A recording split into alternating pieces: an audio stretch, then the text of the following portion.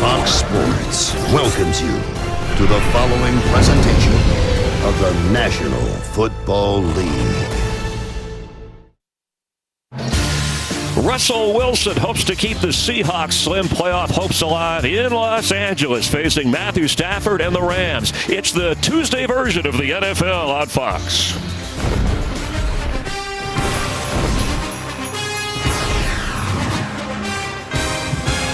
The Rams focusing on getting their 10th win of the season, hosting the Seahawks today. Both teams coming off back-to-back wins. As we welcome you to the NFL on Fox, season's greetings on a Tuesday.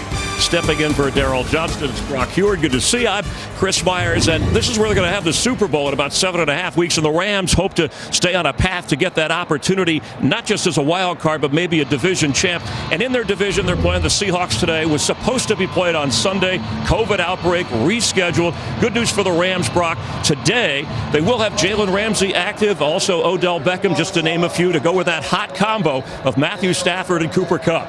The stars shine in L.A., right? They love their superstars down here. They'll all be raring to go. And listen, this is adversity. And the coaches, the good coaches in this league, they embrace it. We got two good coaches here. They're not ducking from this adversity. They're going to run. They're going to attack it. And they're going to try to use this adversity to strengthen them down the stretch. Seahawks got to dig out of a hole, unfortunately for them, because of COVID. Tyler Lockett, top receiver out, missing some defensive starters. But they do have Rashad Penny coming off his best career game. And Russell Wilson, who's been better after each game since having that finger surgery. Yeah, this is a tough matchup. It's been a tough matchup for the Seahawks. They've lost 7 of the last 10, but those 3 they've won, Chris, they've pounded the ball and beat to us over and over. We're a ground and pound, and it's going to be Rashad Penny heavy tonight running between those tackles. All right, wrapping up Week 15, this is how it looks in the NFC. The Rams can tie for the top spot. Arizona has the tiebreaker at the moment in the NFC West. The wild card, Seattle has to win out at best chance. There are scenarios, but finish in some kind of a tie with the 49ers, where they would have the tiebreaker as a wild card. Let's head down to the field now, and Jen Hale. Chris, COVID has not been kind to either one of these teams. At one point last week, the Rams were down 31 players. Even if they promoted everybody from the practice squad, they could not have fielded an active roster. You mentioned who they got back today, though. They are still without Tyler Higbee, and on defense, their signal caller, Jordan Fuller. Hawks are down 7 active roster players, including, as you mentioned, Tyler Lockett and Alex Collins on offense. DJ Reed in that backfield, guys. Now, the Seahawks did have a plane ready to go on the airfield in Seattle in case any of these guys cleared protocol, but that was not to be the case, obviously. Well, the Seahawks won the toss and deferred, I should say, and that is Brandon Powell back to receive for the Rams. They won the earlier meeting back in October when Russell Wilson was injured in that game, and here we go. Glad to have you watching on the NFL on Fox, and Powell from the 1.5-yard line of the Rams. Up across the 25 and down the sideline he goes. A healthy return to give the Ram offense and Matthew Stafford good starting position. Where he ranks at putting up touchdowns, 33 touchdown passes in his first year with the Rams, currently second. Quarterback ranking the same. He had his best passing yardage game, a season high 365 against Seattle up there Week 5. Said by far the most complex offense he's ever operated. There is a ton of detail to it. Some new pieces up front as well, especially right tackle. Sony Michel starts in the backfield. Henderson, as we said, is available. That's Van Jefferson in motion. That return, 34 yards, setting up Michel, who drives to about the 38-yard line. The offensive line, some reshuffling going on as Havenstein and Tyler Higbee are out for the Rams. And that will be an adjustment. There's no question about it. But the good thing for the Rams is the last couple weeks, as much as Rashad Penny ran it last week, Chris, well, that's been Sony Michel as well. 44 carries the last 2 weeks, couple hundred yards as well. And there's a guy the whole offense is centered around, Cooper Kupp. 32% of the targets go to him. That leads the NFL for receivers. He's the whole show, as Pete Carroll described him. The offense runs through Cooper Kupp after a 5-yard pickup. It's Michel, who carried the ball so well a week ago Monday night when the shorthanded Rams knocked off the NFC West leading Arizona Cardinals. And a look at the Seattle defense. Kerry Hyder is missing up front. And also DJ Reed at the corner spot. Their best cover guy is out as well. Yeah, that's a big loss in DJ Reed, especially in this matchup with Beckham Jr. on the back end of it. Watch for Al Woods. He's not quite as dominant as the other 99 on the other side, but he is a guy that the Seahawks will move around that defensive line. He's been playing his best ball the last 8 weeks. 3rd down 3. Stafford well protected. And a first down catch at the 47. That's Odell Beckham. Already 3 touchdown grabs since he has joined the Rams. 3rd down's a big key. Just 2 of 10 in the first matchup in week number 5. But you can see on the outside, just a little slant route gets inside. That's all based on that formation, Chris, and those splits. It just gave Beckham Jr. the advantage right off the gate. Sidney Jones couldn't close it down, and the Rams convert their first third of the game. Sony Michel remains the back. Cooper Kupp is in the backfield. That's him in motion. And he's getting the football. Beckham trying to block. And Cooper Kupp has to scramble around. Well, Pete said it once, he said it 10 times to us. This offense goes through number 10. And it's not just in conventional routes on the outside. It's just like that. They motion him into a formation. Any way they can get Cooper Kupp the ball, they are going to do it. And watch him as a blocker as well. One of the most willing blockers at that position in the game. He leads in almost any category you can come up with as a receiver this year, going to the Pro Bowl. And Pete Carroll said he's never seen any offense, not with a Julio Jones or a Calvin Johnson, that has been so committed to any one receiver as the Rams are to Cooper Kupp. Michel has it. Sony Michel with a first down to the 42-yard line of Seattle. Well, that is to that remade right side of the line, and a nice job by Bobby Evans out here, the right tackle. Right, he is just going to get, that's that outside run, that outside stretch, and a really nice job by Michel there to put his foot in the ground and go north and south. But that is set up by the movement. Okay, the Seahawks got to win on the edge there, Chris. You cannot allow, in that case, Evans to seal the edge. Michel took advantage. He stepped up the last couple of weeks. 10-yard pickup there. 200 rush yards total against Jacksonville and Arizona. Jefferson in motion again. Stafford from the pocket dumps it off. All alone is Sony Michel, and he's inside the 30, down to the 25. A flag is down as he goes down, and it will be a Ram first down pending that flag. I think that is going to be a hold. Offense number 63. 10-yard penalty. Replay the down. Sean Hockley calling it on Austin Corbett. That's just right here, and it's big Poona forward. You saw Poona earlier run down that outside zone, and that's pretty obvious. Those arms get outside. That's good effort by Poona. Excellent check down by Matthew Stafford. Something he's just grown in confidence. Told us it really took about week 1 of the regular season, where from a language standpoint and understanding of everything that Sean McVay wants of him in this system, getting to the checkdowns is a big indicator of how comfortable a quarterback is. So now it's 1st and 20. Brock back at the Ram 48. Darrell Henderson checks in at running back. He's missed 3 games this year, including the last one. Stafford will flip to Henderson, who's knocked down right away. Excellent defensive play. Sidney Jones from his corner spot. Yeah, it really doesn't matter who Pete Carroll has at corner. If you're going to play in his system, and Richard Sherman did this in the early stages of it, you've got to come up and finish. Sidney is not nearly the size of Richard Sherman, 6 foot, 180 pounds, but he is willing. Big time tackle. Quick snap, Stafford open, wide open, gathering in the throw. Ben Skoranek, and he'll be at the 37, short of the first down. That is twice now, Chris Myers, from this booth, you have said wide open. Yes. Wide open, because that is just a deep dropping zone where the emphasis for the Seahawks is to keep everything in front of them, but it sure does give a lot of turf. And they've been kind of in the middle wide open, but not too deep, and that's one thing Pete Carroll said, that Stafford is such a terrific intermediate passer. That's right. Really puts pressure on the linebackers or the coverage back there. Facing a 3rd down 5.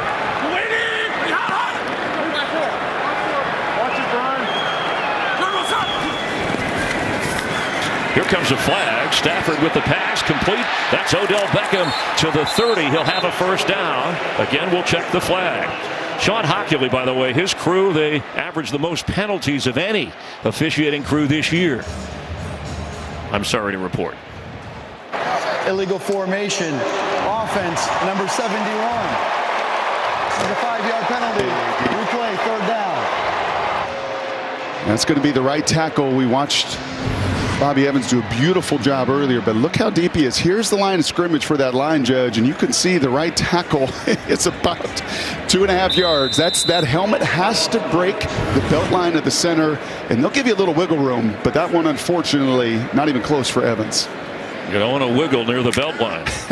All right, so look, there's another penalty. Wipes out a first down, so they're back at the Seattle 43 as Sony Michel checks in for the Rams. It's typical of the Seattle defense, giving up yards, but nothing yet. No points. Michel, and they're gathering him in after maybe a yard gain. Fired up is L.J. Collier. That's a really good job by L.J. That is a curious call on 3rd and 10. You almost run that kind of play, Chris, hoping to get 4 or 5 yards. McVay, he doesn't like it. He doesn't like something at the line of scrimmage either, and I think it's that 3rd down penalty is what he's not liking. Yeah. He's saying, hey, man, you've got to tell our tackle to at least creep up to the line of scrimmage, but a very conservative run call on 3rd and 10. Very shocking. Ram fans with all that offensive firepower. So they're passing up what would be a 60-yard field goal try. Hecker with a punt. Fair catch called for by Swain, and a flag down back inside the 45. And this is going to be, you see right away, a 5-yard running into the punter that is not going to gain a first down, but it could give Sean McVay a 4th and 5. Or a 55-yard field goal try, and that is the long for Matt Gay this year.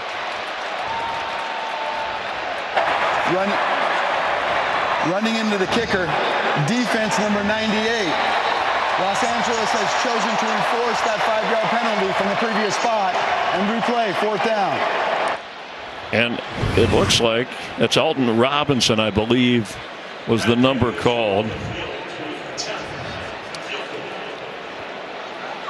Only 5 if it was flagrant.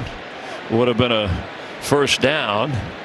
Most accurate kicker in the league, although it's a long-range shot here for Matt Gay. Streak of 18 straight since his lone miss of 46 yards back in week 4. And this will be from 55 yards away. Opening drive stalls for the Rams. You see how much time they took in the opening quarter. Gay, it's up there. It's out there.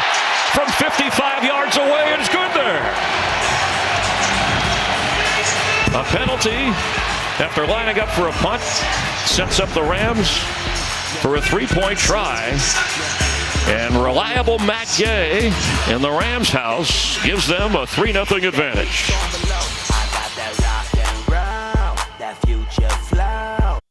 $6. Awfully nice of you to be with us here in Southern California.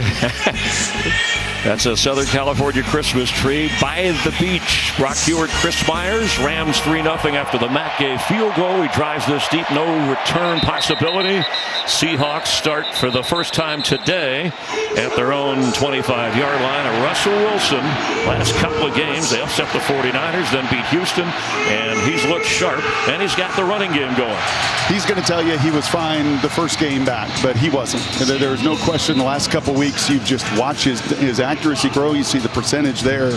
It is obvious, the decision making as well, but this is a tough matchup. This is the one group that can rush 4, and as he said to us, make it feel like they're rushing 6 or 7 at him.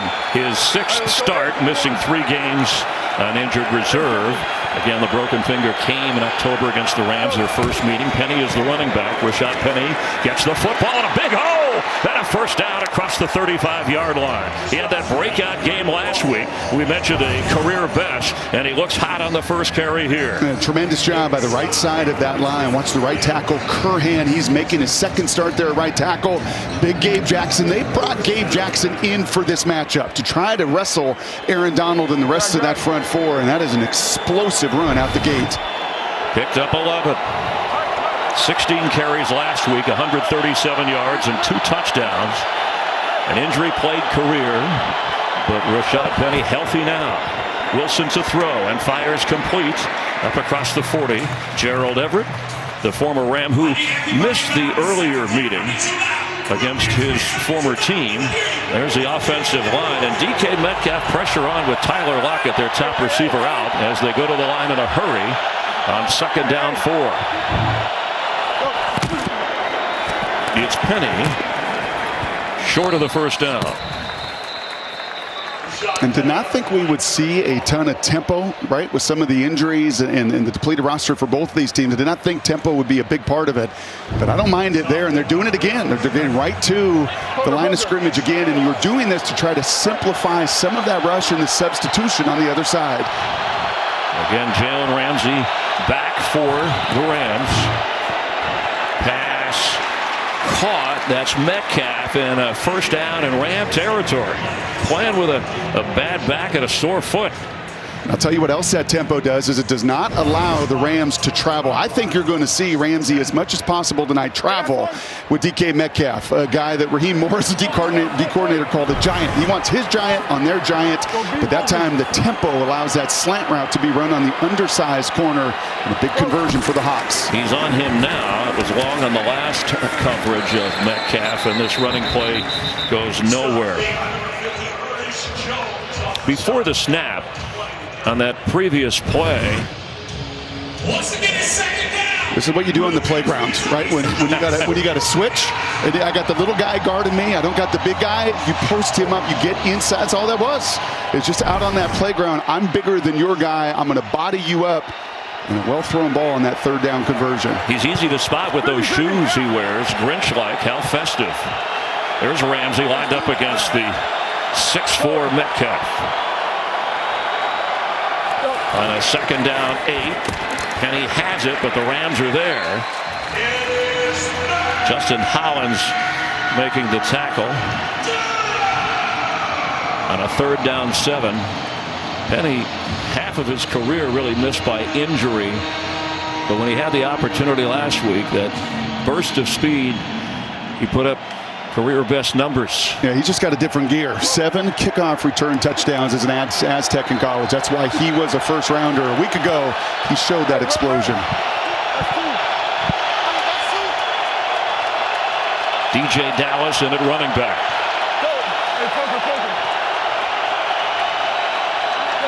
Rams blitz on 3rd and 7. Wilson tries to dump it off, but there's Aaron Donald.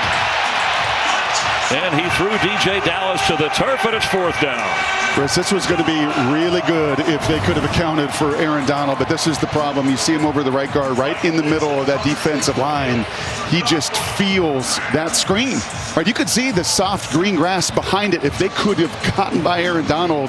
But that's why this guy is the best defensive player in the game, right? You want to run screens. You think on 3rd down he's just going to be undisciplined. Well, he's not. He sniffs it out and he forces the punt. Going to his 8th Pro Bowl, the 3-time NFL Defensive Player of the Year. So lined up to punt with Cooper Kupp back. Michael Dixon. And a fair catch. That's his 35th punt inside the 20. Sets a Seahawk record. Rams with a 3-0 lead, but the defense gives it back to the offense here in Los Angeles. Former Australian rules football player. So his 35th punt inside the 20 this year leads the NFL, and it's a new, as I mentioned, Seahawks season record already. A 40-yard boot without a return.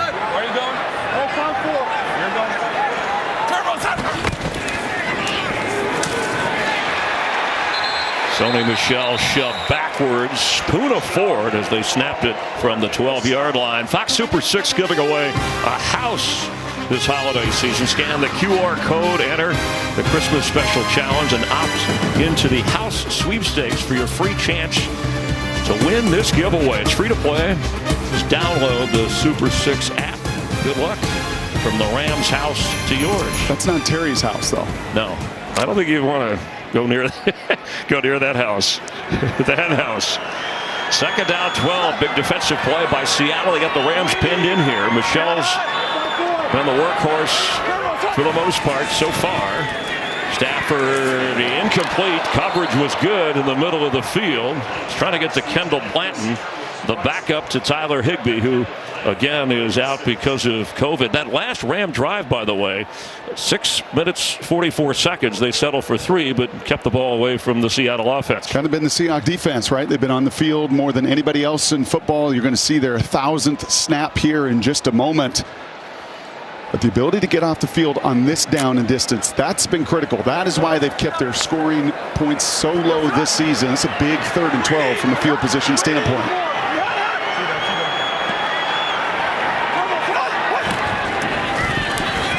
Stafford has a moment here, and middle of the field, catch made. That's a first down. Van Jefferson.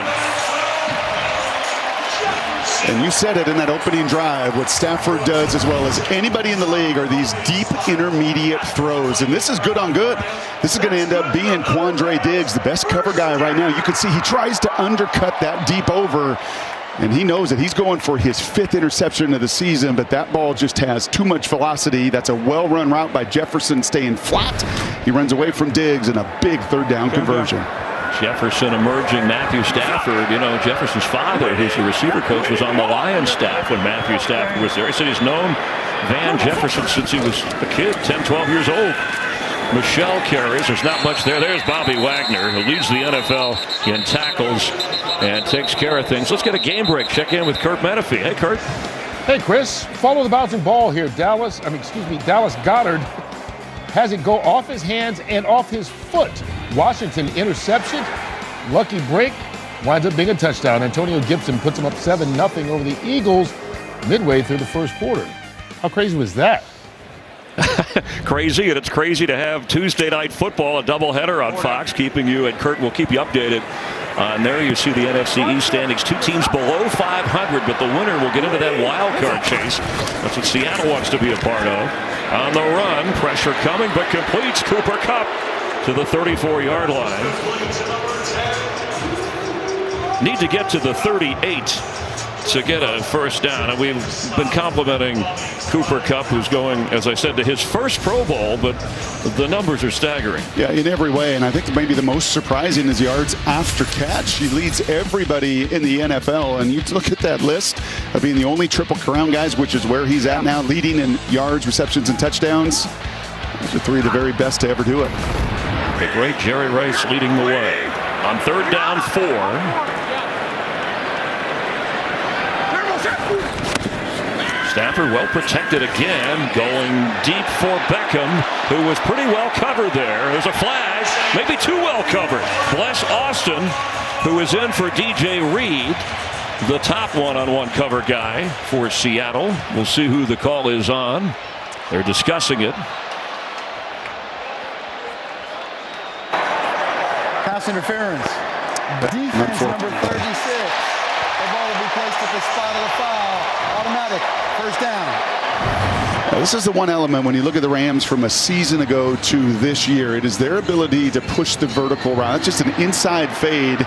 And Bless Austin knows the minute he gives it up, the whole premise of the Seahawks defense is to stay on top, stay on top. He knows he's beat at that moment. And instead of giving up the big play, there's the reach and the grab. Pete doesn't like it. He'll watch that tape afterwards, and he will see the tug on that jersey. And that's why that first down was gained. He was on Beckham, the COVID list, Tuesday, just a day after the season-high 6 catches for 77 yards in that win at Arizona. But active for this, pushed back. Hey, easy, let's go, Wagner Madison. 54, Wagner Madison. 54 is Wagner. Pointed out by Stafford. A quick toss off the hands of Cooper Kupp, was rushed a little bit. And it'll be 2nd and 10. A little bit of an adjustment on that play. Yeah, and there's going to be a lot of language. You're going to hear him before that snap make a lot of different calls, Chris. And part of the reason you do that in McVay's system is you don't want to just be making calls on run plays, right? Or you don't want to just be making calls on sliding protection. Bobby Wagner is too smart for that. So you're going to use at times some dummy language up there, right? Which I watched Peyton Manning do for some years. And you are not going to let guys like Bobby Wagner use that Morse code and try to figure you out. Wagner from Ontario Colony High School, Ontario, California. Got Seattle to lean forward. Don't see a flag. The throw right on target at the 45-yard line. Skoranek, again, the rookie from Notre Dame, showing some sure hands. And once again, that's the 10 to 15 yards where this guy, Matthew Stafford, owns it as much as anybody in the league. Skoranek's going to be in the slot.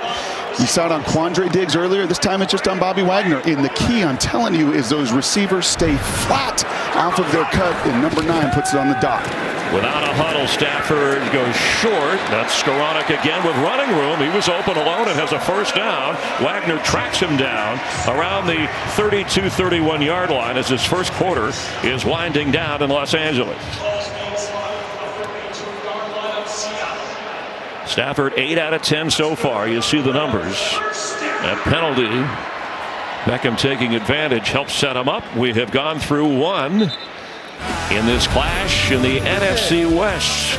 Rams trying to get their 10th win of the season and chase down the Cardinals. Have a 3-0 lead over Seattle.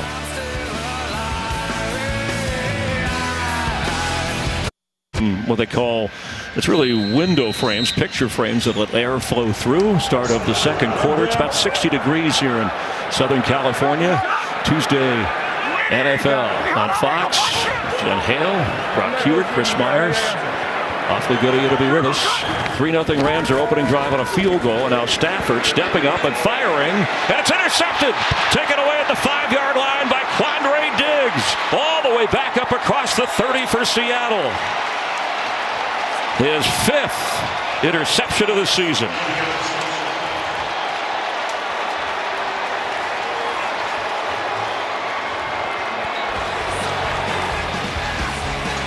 The Rams on the move. Stafford intercepted by a former Lion teammate. Yeah, they played together in Detroit. Diggs with the takeaway for the Seahawks. Today's game is sponsored by Ford, built for America. Ken Norton, defensive coordinator of Seattle, called him. Well, he said that Quandre Diggs does for our defense what Russell Wilson does for our offense. 5 of the 8 interceptions that the Seattle team has for the entire year, and it sets up the offense with Rashad Penny in the backfield. Penny has it, and Penny stops short. Here comes a flag as he was brought down at the 39-yard line. And it's like a hold. Holding. Offense number 68. 10-yard penalty. Replay. First down. Damian Lewis. Let's check that interception and a closer look at what happened to Stafford. Yeah, you mentioned 2 former teammates. Stafford is trying to look Quandre Diggs off. He knows that he is the only safety deep, but the problem was he couldn't tell how deep Quandre Diggs was. Look at the depth that Quandre continues to gain. He's trying to look him to the right, but there is simply too much depth for Diggs. He takes the perfect angle and gets his 5th pick of the year. 10 interceptions now for Stafford for the year. Wilson scrambling and finds Gerald Everett. Stays inbounds up across the 30, making up some of that yardage on the penalty.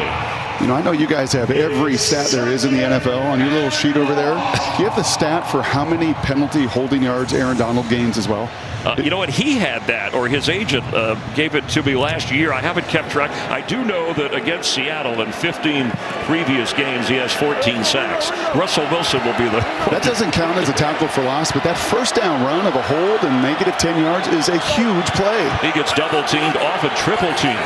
Sometimes by design, even the Rams like that. It frees up Leonard Floyd, excuse me. Pass is incomplete. And now it'll be 3rd and 11. Leonard Floyd, we asked Raheem Morris, defensive coordinator of the Rams, after Aaron Donald and Jalen Ramsey, who's your MVP? And he said it was Leonard Floyd, his 8 sacks, and hopes to be active against Russell Wilson this afternoon. Well, he had 5 of them last year against Russell. And yeah, Raheem, everybody knows about Aaron Donald. He's an absolute superstar. He's the best defensive player in the game. But it's how he sets the table for the rest of his guys up front, why they've been so dominant in this matchup. No sacks allowed last week. First time this year for Seattle. On 3rd and 11. Wilson dancing around, trying to get away. And he can't. A sack. It's Von Miller.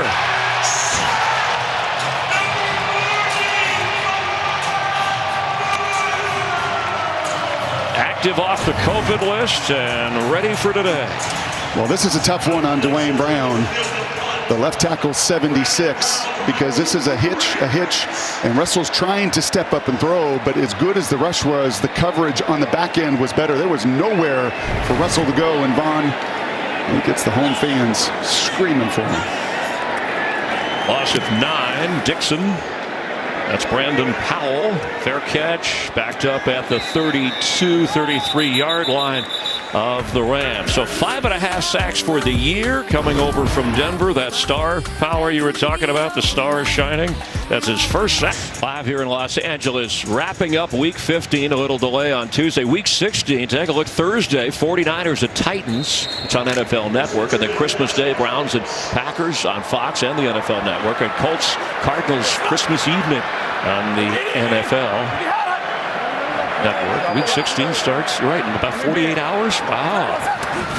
57-yard punt without a return. Henderson across the 35-yard line. That'll bring up a second down. I'm just wondering if Bless Austin is in for DJ Reed. I know there's some zone going on with the Seattle defense, but shouldn't Stafford and McVay being attacking that area? Well, I think there has been so much yardage, Chris, in that zone coverage that you just early on especially take what Pete Carroll's going to give you. If you're going to play some of that zone, and they actually got a little bit greedy on that interception, trying to take a shot. But there's Bless Austin, as you mentioned, at the bottom of the screen, replacing the best cover corner in DJ Reed. Van Jefferson is the receiver with Kupp in motion that Austin is against. Kupp will have a handoff. They're trying to block for him, but Seattle's ready for that. And it will bring up a third down.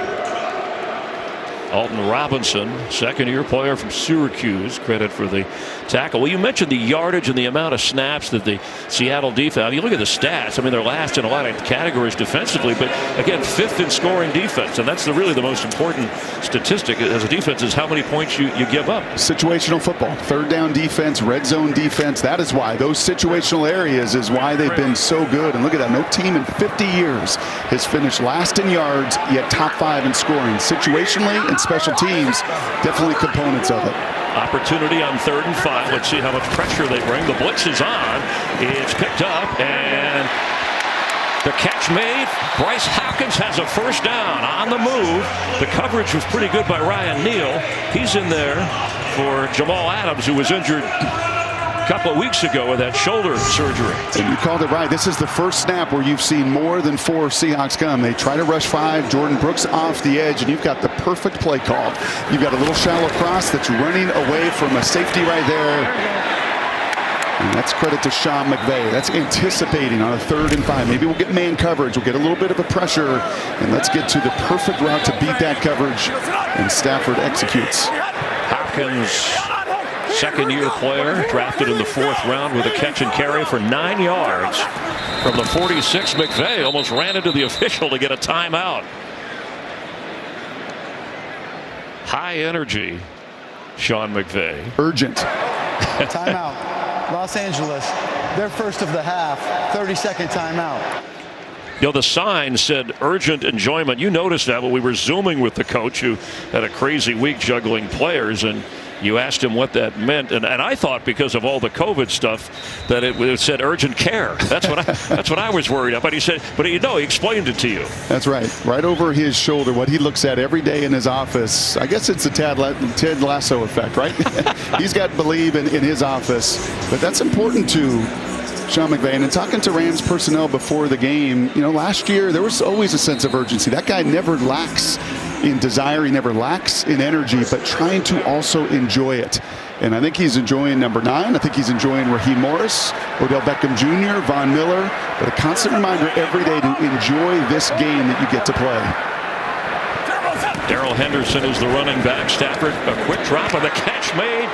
Kupp with a first down inside the 45 of Seattle. It's almost indefensible. Well, what makes him so difficult is he's everywhere. Right, you've seen him in the backfield twice. You've seen him on little bubble routes trying to just get him the ball early. This time, that's basically a tight end on a little stick route, so they move him around constantly. And you may know he's the focal point, Chris, as Pete Carroll said to us. But then identifying him and getting the right coverage, that's what's difficult. In fact, he has catches this year from 7 different pre-snap alignments. And you can go through your technical jargon. I love that Z receiver and, X out here and this guy there. I just know he gets open and catches the ball. He picked up 9. Trying to get the first down. Darrell Henderson, tough.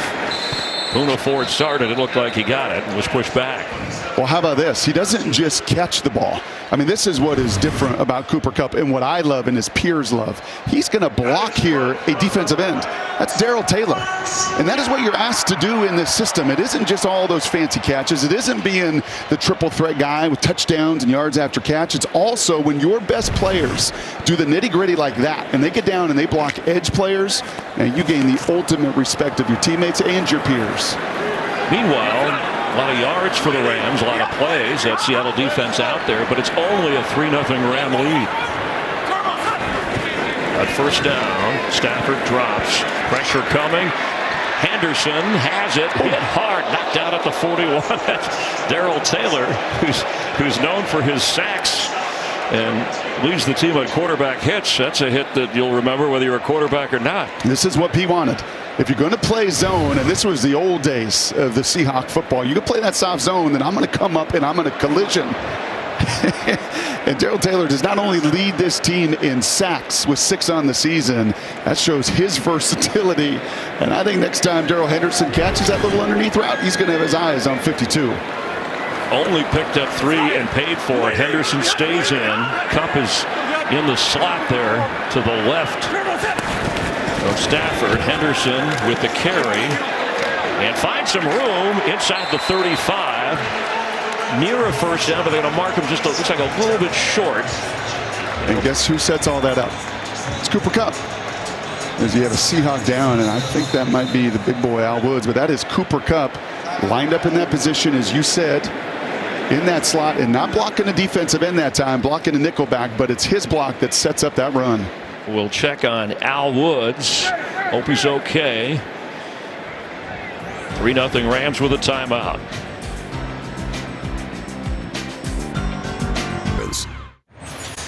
Al Woods, I call him Big Al. He's over on the sideline. Robert Kimdichie will take his spot on the defensive line. And yeah, when we asked him about what he's weighing now, he didn't hesitate. 347. That's right.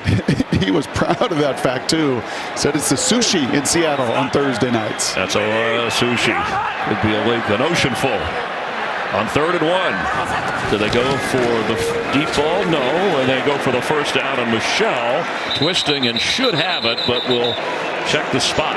Again, that yellow line is just superimposed as kind of a guide, and they're giving him the first down. You wanted Sean McVay to start picking on Bless Austin. But I didn't want that. It was an option. It's well, that would have been the option. 3rd and 1 is the down and distance. You get man coverage more than any other down and distance in the NFL. If he wanted to, he could have set up that formation. And I'm with you, Chris. At some point, you're going to see that. And actually, you have another, looks like Seahawk down, and it is Bless Austin. So he started for DJ Reed, who went on the COVID list, thin at the corner spot. They did activate from the practice squad an extra defensive back and Josh Jones. Al Woods is returning to the field, all 347 pounds.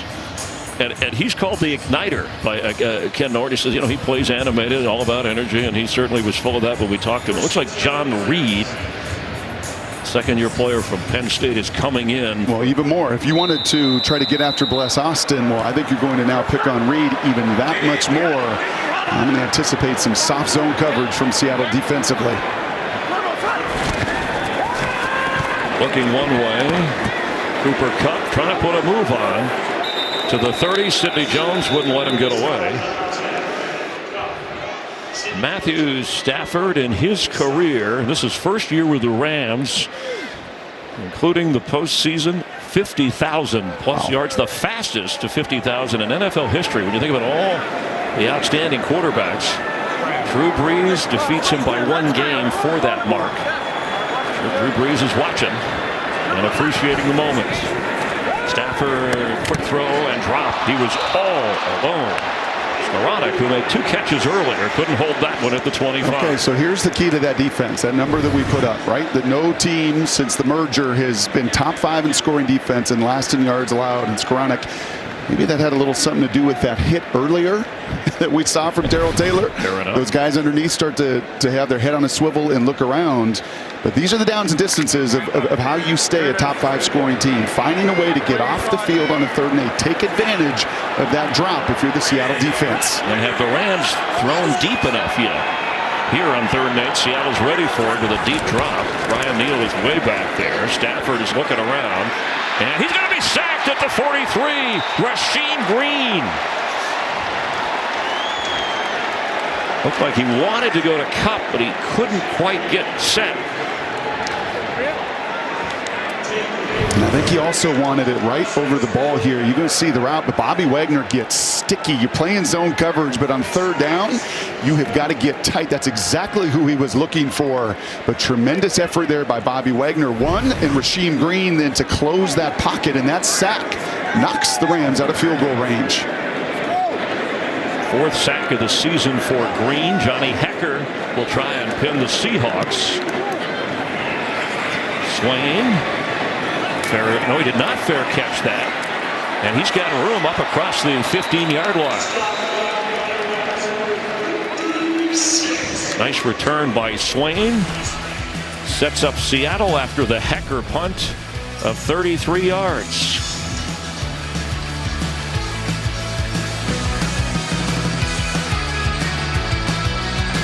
And on. Not exactly the offensive show that you might have expected. 3-0. Rams opening drive settling for a field goal. Doing a penalty and a sack. They've taken themselves out of the opportunity for 2 other field goals. So this is only the 3rd possession for Seattle. The other 2 have ended in punts. Russell Wilson to throw and has time. And now he's on the move. A high throw and knocked away. Trying to get the D. Eskridge, the rookie from Western Michigan. Leonard Floyd was back there in coverage. Yeah, one of the challenges when you play this Rams defense, a year ago when it was coordinated by Brandon Staley, this year with Raheem Morris, is there's always eyes in the backfield. Right, and as a receiver there, D. Eskridge, in this league, you just can't wait for that ball. Beautiful job by Leonard Floyd showing you his versatility to get underneath that route. But you watch Raheem Morris's Rams, they've continued that theme of having those eyes into the backfield and sure sitting on a lot of these routes.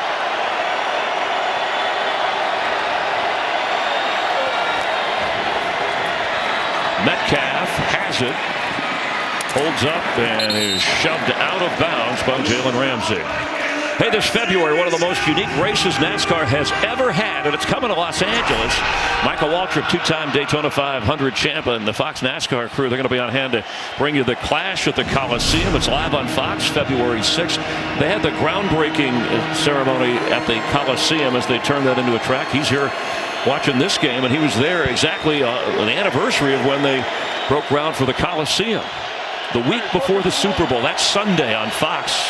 NASCAR racing at the historic Coliseum. 3rd and 6.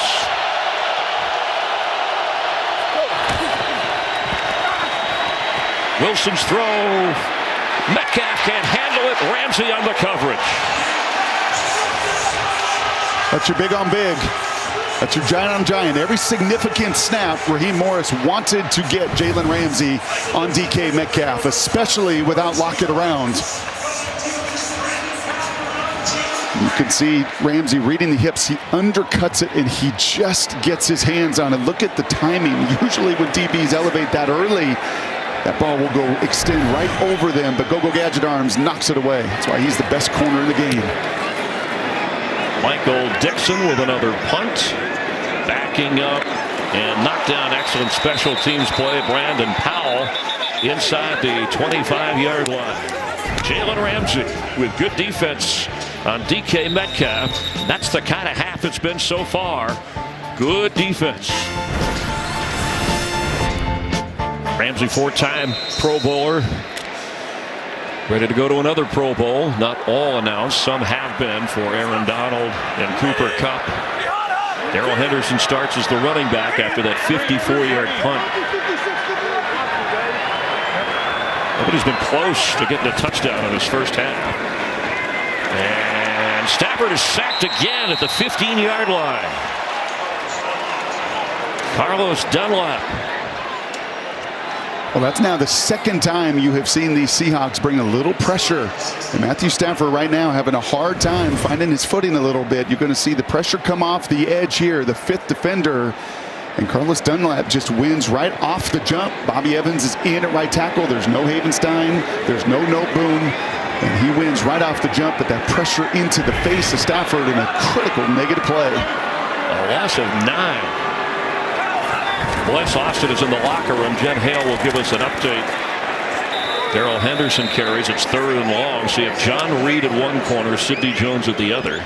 Nobody will make excuses, right? This is the world that we live in. This game got pushed to Tuesday, but I think you're also feeling a little reality that there was no practice Wednesday, no practice Thursday, and a little bit of tempo here for the Rams to try to get it going. On a 3rd and 17, he better look out. He's going to air it out and wide open. It's Cooper Kupp. He's got it at the Seattle 40. Working against John Reed, who came in, he came in for Bless Austin, who was in for DJ Reed. Yeah, this takes a long time. This is going to be a 2-deep coverage there. There's Reed, the corner. But because Stafford is able to step up, it is really a 2-on-1 between the safety there. It's Ugo Amadi who is left out there. Look how long this takes. Mississippi, and that just stretches that zone defense. There's some of the arm strength that Stafford has fitted in. A 42-yard play on 3rd and long. Back to Henderson. Hit hard. Still going. He ran into Ryan Neal from that safety spot. That backup secondary, as Kupp is getting checked on over on the sideline when he leaped for that catch a moment ago. But the Rams finally taking advantage of an injury-ravaged secondary. You'll see that contact on the lower leg. Ugo Amadi, he's usually a nickelback, but again, with moving pieces on the back end of that secondary, corners down, backup corners down, new pieces in many different spots. Kupp doing all he can to shake that hit off.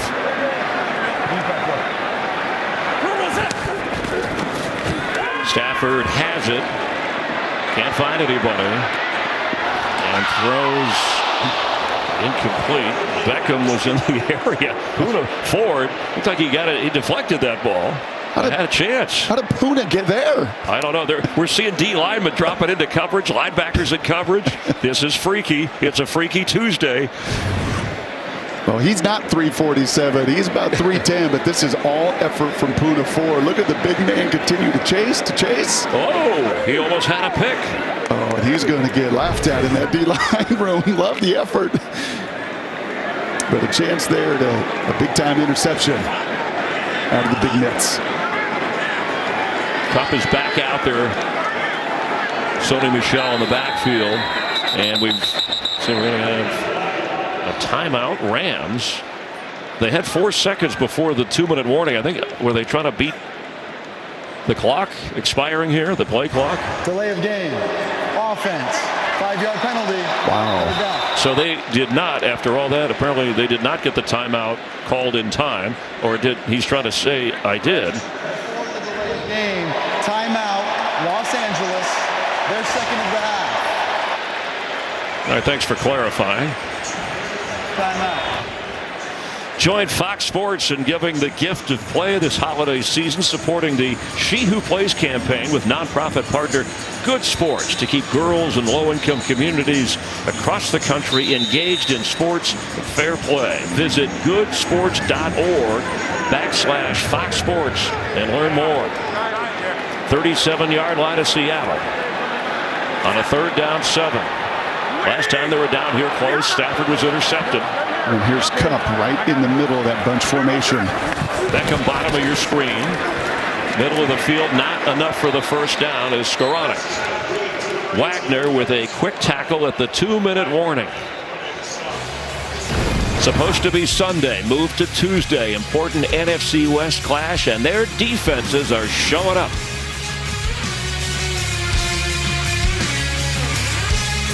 Verizon halftime report coming up. They'll have highlights of that Washington-Philly game. Good defense there. Oh, that's very nice here at the stadium. Welcoming us from the Fox crew. And they're going for it. Passing up what would be about a 50-yard field goal try on 4th down and 2. Michelle is back there. Cooper Kupp in the crowd, top of your screen. Stafford couldn't hold it. Coverage good. It would have been a first down. Jordan Brooks kept it away from Kupp. This is the best defense, zone coverage-wise, I've seen of the Seahawks this season. Playing these underneath routes. Right, this is Jordan Brooks. This is the rookie on Cooper Kupp, and his job is just to block that young player out. Brooks, a second-year player, but he sniffs it. He feels it.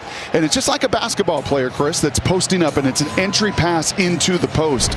And Brooks could not time that better. He disrupts it. He and Wagner have been terrific at the second level, limiting those completions. And the big fella, Puna, I can laugh about that dropped interception now. Yeah, and Brooks, one of the most, probably the most improved defensive player. But you liked the Rams going for it or trying to add to it? What is I do, because I think it's a reflection of how confident Sean McVay feels about his defense right now. Well, they dominated in other areas, but it's only 3-0. DJ Dallas is the back. Russell Wilson fires, and that's Everett, who works for a first down before being shoved back. Now here's the danger of that decision. Not only does Russell Wilson love to operate in these moments, they've got all 3 timeouts. The Seahawks will also get the ball to begin the second half, so you can flip a lot of the energy. Pete Carroll knows that those plays going into halftime and coming out so critical in a one-score game.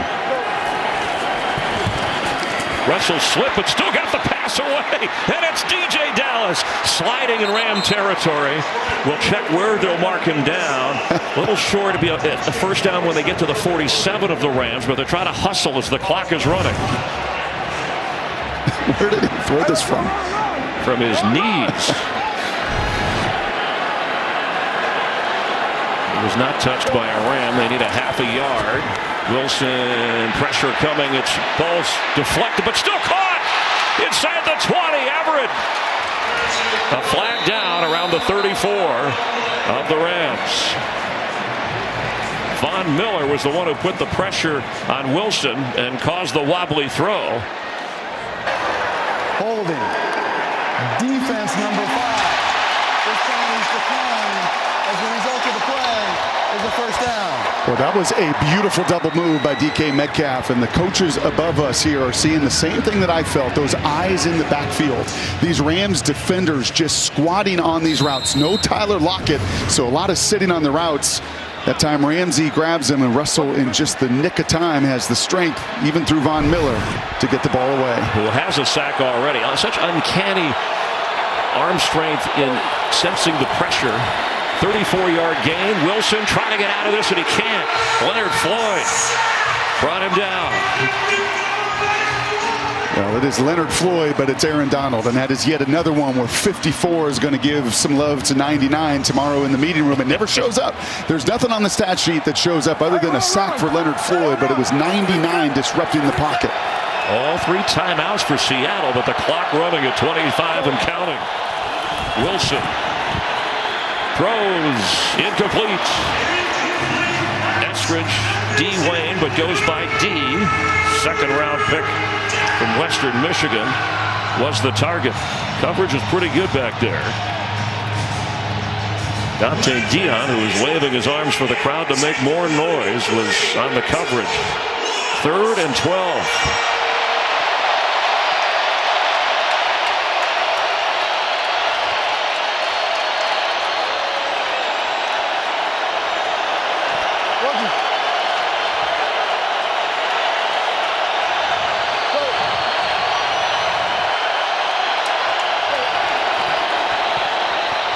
Here comes a flag.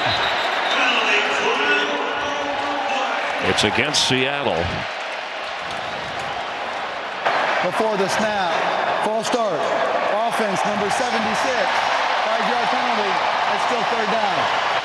No runoff since the clock was not running. Dwayne Brown says that's on me. You know, Russell Wilson was telling me during his injury, he spent a lot of time alone out in the field working on 99-yard drives, 2-minute drills, just kind of on his own mentally working how the defense would line up. Looks like Seattle's going to use a timeout after that penalty to discuss things on 3rd and 17. Check in with Kurt Menefee up the freeway with all that traffic. Okay, Okay, start the clock. Howie, this is what's coming up at the half. Highlights. Yes, of the Eagles and this football team. Football team. Yes, you got it.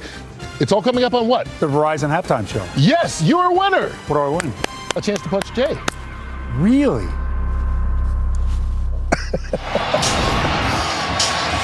Good crowd for a 4 o'clock start in Los Angeles, where it's tough to get anywhere. I think after last year, Chris, where this place sat vacant, any chance, any day for fans to come in, especially a team fighting for first in their division like the Rams, is going to rock the building. Rams just want to keep them out of the end zone, keep them from getting a first down. We have a timeout now, Rams, and that's timeout, their Los last. Angeles, their third and final timeout of the half.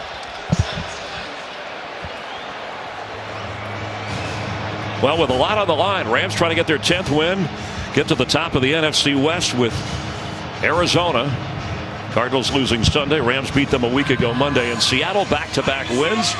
Trying to keep their streak, Brock, of consecutive winning seasons alive and faint playoff hopes. And it's been all about defense so far. Yeah, this is Pete Carroll's kind of game, right? And if we talk to Pete before the game and say, hey, would you take 3-3? Right? And right now, that is the mindset in that huddle. Do not take a sack. No negative play. 3-3, and you get the ball to begin the second half. That is Pete Carroll's kind of game. Especially given that the unfortunate news of no Tyler Lockett coming in. Also, DJ Reed. And there have been a few players who've gone in and out because of injury. But a chance to take the lead or at least tie here.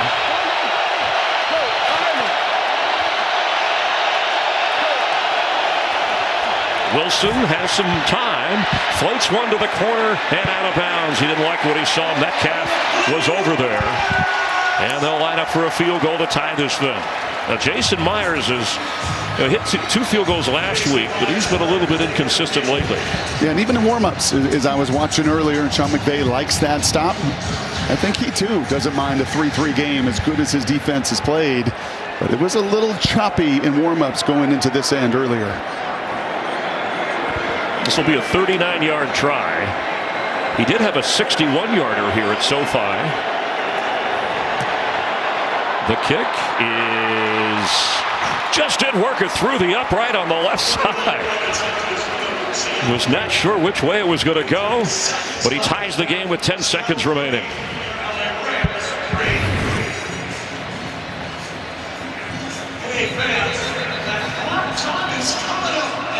And works it through.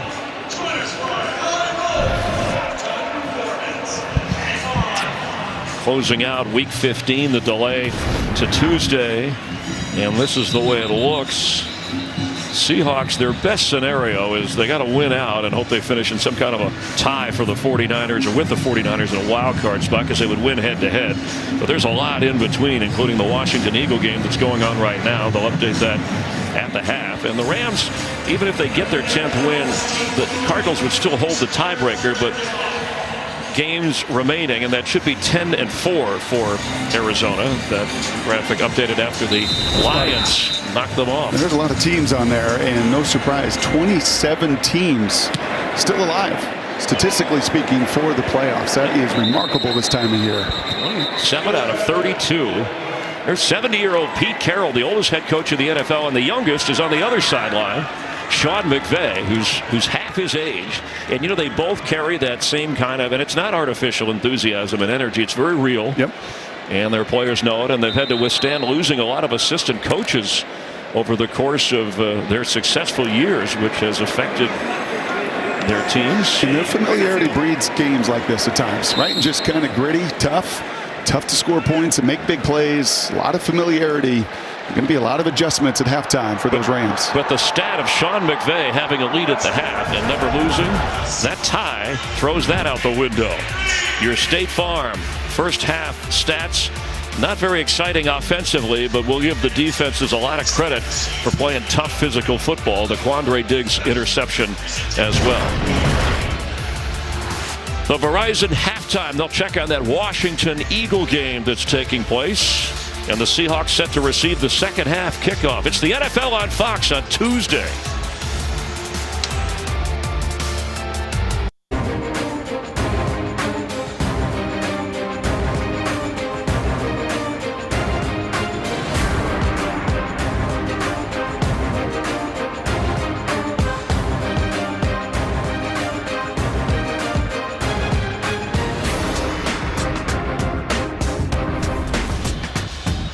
your game flow brought to you by Progressive. The scrappy Seahawks hanging in there. Short-handed in a 3-3 game, getting a field goal just before the half. Quandre Diggs an interception. Stafford did surpass the 50,000-yard career passing mark, but no touchdown. So I'm sure viewers are watching this saying, boy, there's a lot of offensive star power. So is this more about bad offense or really good defense? Yeah, I'm going to lean more on the latter there. I think the stars have shown up. I think they've also taken advantage of some of the people that are out. There is no Tyler Lockett, and you feel the Rams just sitting on these Seahawks. On the other side, the Seahawks have done a beautiful job stopping the run. The last 2 weeks, the Rams with Sony Michel have gone up and down the field, 44 rushes over 200 yards.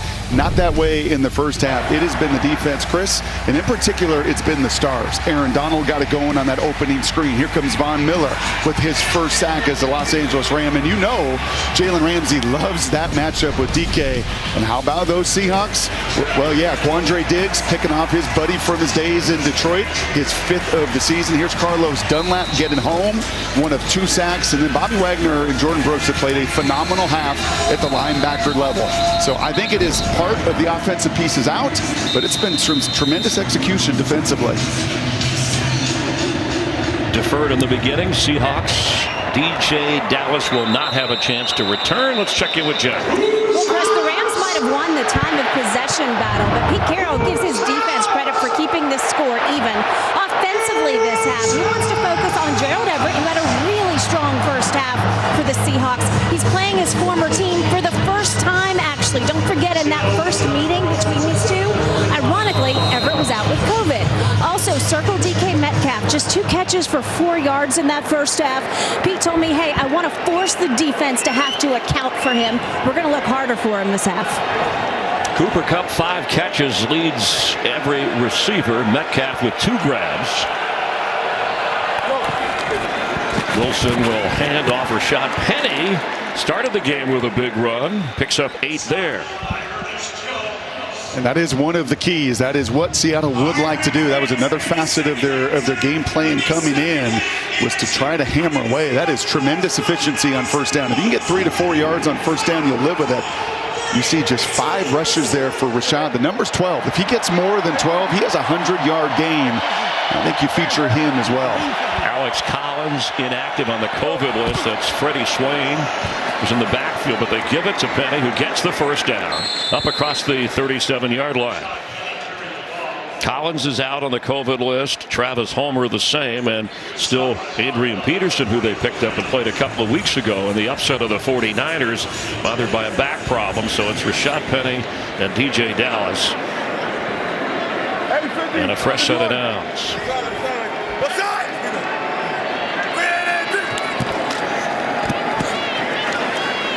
Penny bouncing across the 46-yard line. There is a flag down.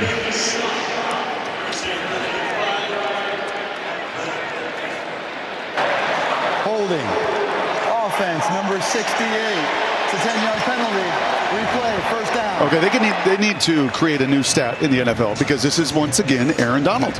This is a tackle for loss, right? This creates a negative 10-yard play, right? Because you just get right into the sternum and the chest and you drive that guard back. I don't know what Damian Lewis honestly is supposed to do, and every former guard in America is like, God bless you, Damian. I don't know. I don't know how you block 99, but I do know that that is a tackle for loss. That creates a 10-yard huge negative play. Takes away a first down. Aaron Donald says his height, he's barely 6'1", works to his advantage. He's so strong, people can't see him submarining. That's Metcalf, and he'll go down around the 37-yard line. He just, anytime he has somebody smaller than him, just watch him after this catch. I mean, he just puts his shoulder down, and he knows, even if it was Ramsey, he tried to run through him, but watch him. He knows who's governing him, and he runs right through him. Where's number 14? Because that's the date of his birthday. He's born on the 14th. Still keeps a list of all those receivers drafted ahead of him on his locker. Fires them up. It's there for him to stare at. Second-round pick. Poker. 2nd and 11. Will Dissly splitting to the other side of the field from his tight end spot. Interesting move there. Wilson's throw. And that's Freddie Swain. And And he's got a first down all the way inside the 40. Sliding inside the 40 of the Rams. Well, you say interesting move, and it is, but this is one of the wrinkles. Remember, Shane Waldron, coordinator, came from this Rams system, and what that motion did is it totally isolated. Right, Disley's going to move. You see Ramsey go in. There is nobody on this half of the field. You make one guy miss, and you get your big explosive play. 25 yards. Swain's first catch of this game. Came in with 20 catches and 3 touchdowns. DJ Dallas has a hole. And all the way down around the 30. Stopped at the 31 of the Rams. Well, that's a better job. That's what you do. You cannot block Aaron Donald one-on-one. This is what you do. You put 2 guys on him and you say, okay, fine. We will leave the edge guy. You're going to have to fend, and you see Lewis then peel off to the second level. But you've got to double team Aaron Donald at the point of attack.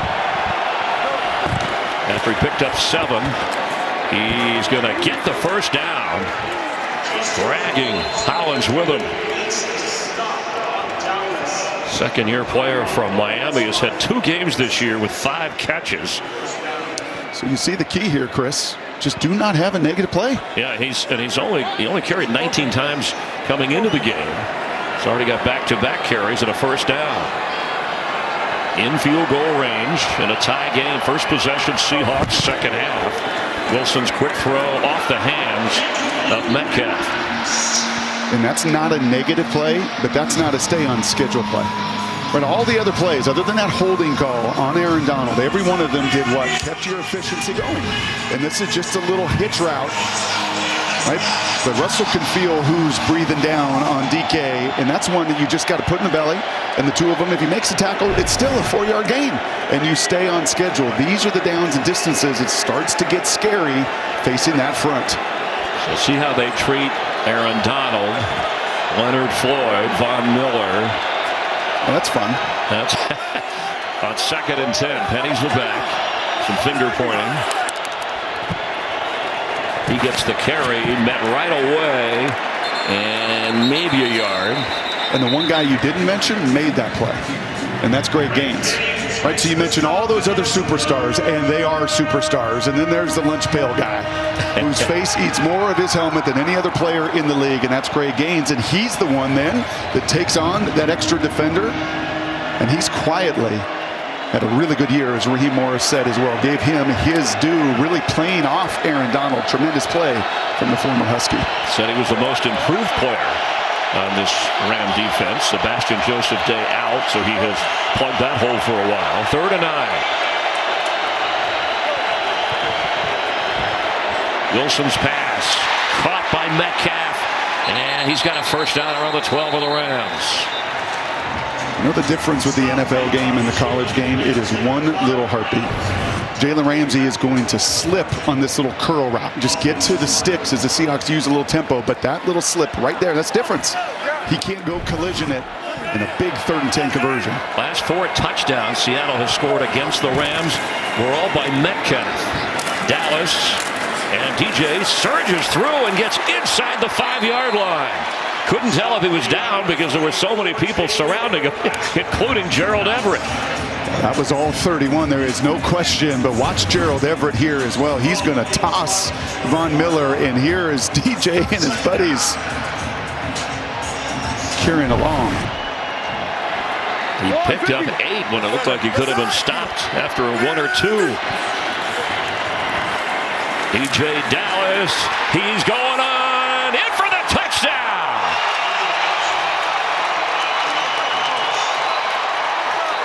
Seahawks score and take the lead. How about that drive? I mean, that is a tone setter coming out to begin the second half. That's what you wanted to do. You wanted to hammer away and run right at these guys. And you know what? For the first time, you saw some hands on hips. And for the first time, look at the double teams here at the point of attack. Right? They're not in the backfield. They're not creating penetration. If you can keep that defense on the field, you get a chance to wear them down. You get a chance to get to their legs, and you get a chance to push the pile for a touchdown. Jason Myers with the extra point try. And he's got it. It's a 10-3 Seattle lead. DJ Dallas with his second rushing touchdown this season, and the underdog Seahawks on the road are up. Oklahoma Motorcycle Insurance. DJ Dallas caps a 75-yard drive with a 4-yard touchdown run through that Ram defense. Great effort. 4 carries for him in that drive. 25 yards. So he's averaging 6 yards a carry. Yeah, that was a statement drive. And you heard Jen Hale, who talked to Pete Carroll, and he said, hey, we got to get DK going. That's 3 targets on that drive, a couple completions, including the big 3rd and 10. But I think what Pete loved and Russ loved is we could run it 7 times. And once you run it at people, even the most elite defenders, you take the starch out of them a little bit, and all of a sudden you become the aggressor. Powell from the Ram goal line, and Brandon Powell, great special teams by the Seahawks as he's cut down at the 15-yard line. And it was Cody Thompson, backup receiver, who was just called up, who made the special teams play from the practice squad. Jen? Well, Chris, this soft zone D that the Seahawks have been giving the Rams, obviously frustrating them. McVay talked to his team at halftime about it and said, hey, you got to be more patient. Don't fight it. Let's take whatever they give us and we will make it work, even if it's the smaller stuff underneath. So we will see how this offense can respond. Obviously, for the amount of yards they have, they are frustrated not to have seen the end zone yet tonight. All right, Jen, we have an injured Seahawk, John Radigan, on that special teams play. They're checking on him, so we hope that he is okay. Looks like he's in incredible pain. His largest, fastest, and most reliable 5G network. Radigan, the free agent from Army, headed to the locker room. Rashad Penny is in the locker room working with a chiropractor. Bless Austin back out there at corner for Seattle. Sony Michel works hard, and one of the better runs we've seen other than that opening drive. He picked up 9. Well, this is going to be the exact same story as we just got done talking about a sustained drive from the Seahawks. As Jen said, Sean McVay's message, you got to be patient. And you've got to be willing, if you're Sean McVay, to call some of those runs versus zone coverage. You got to be willing to get Cooper Kupp and Odell Beckham Jr. and Van Jefferson into some one-on-one opportunities and take what the defense gives you.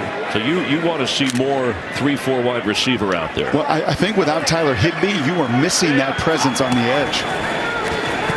Stafford, they need a yard for a first down, and he's looking around, and nobody was open. Kupp was well covered.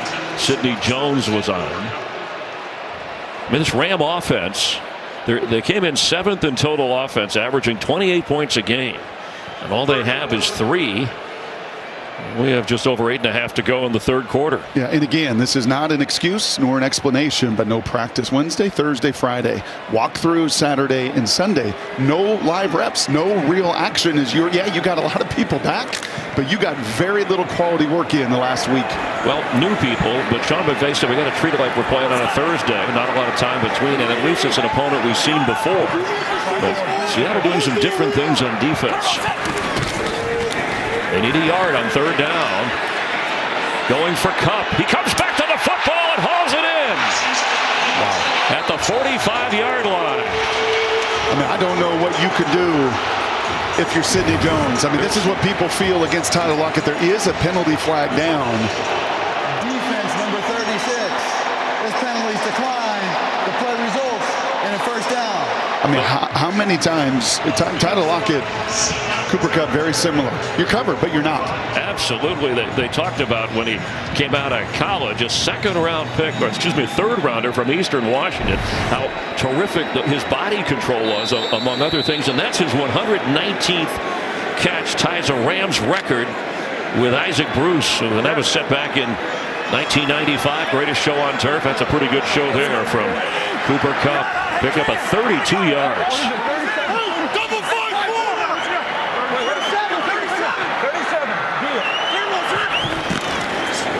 Michel with a big hole. Still going. Fighting his way inside the 10. 1st and goal, Rams. Wow. A physical run from Sony Michel. Did you hear pre-snap? You could hear Matthew Stafford talk to his line and just say double to 54. I don't care that they know what we're doing. We are doubling to 54 to set up this run. Okay, let them know that that's what we're going to do. And Sony, you just run through, much like Penny did on the other side, much like DJ Dallas did. I think there was some conversation at halftime about putting your pads down and running through arm tackles.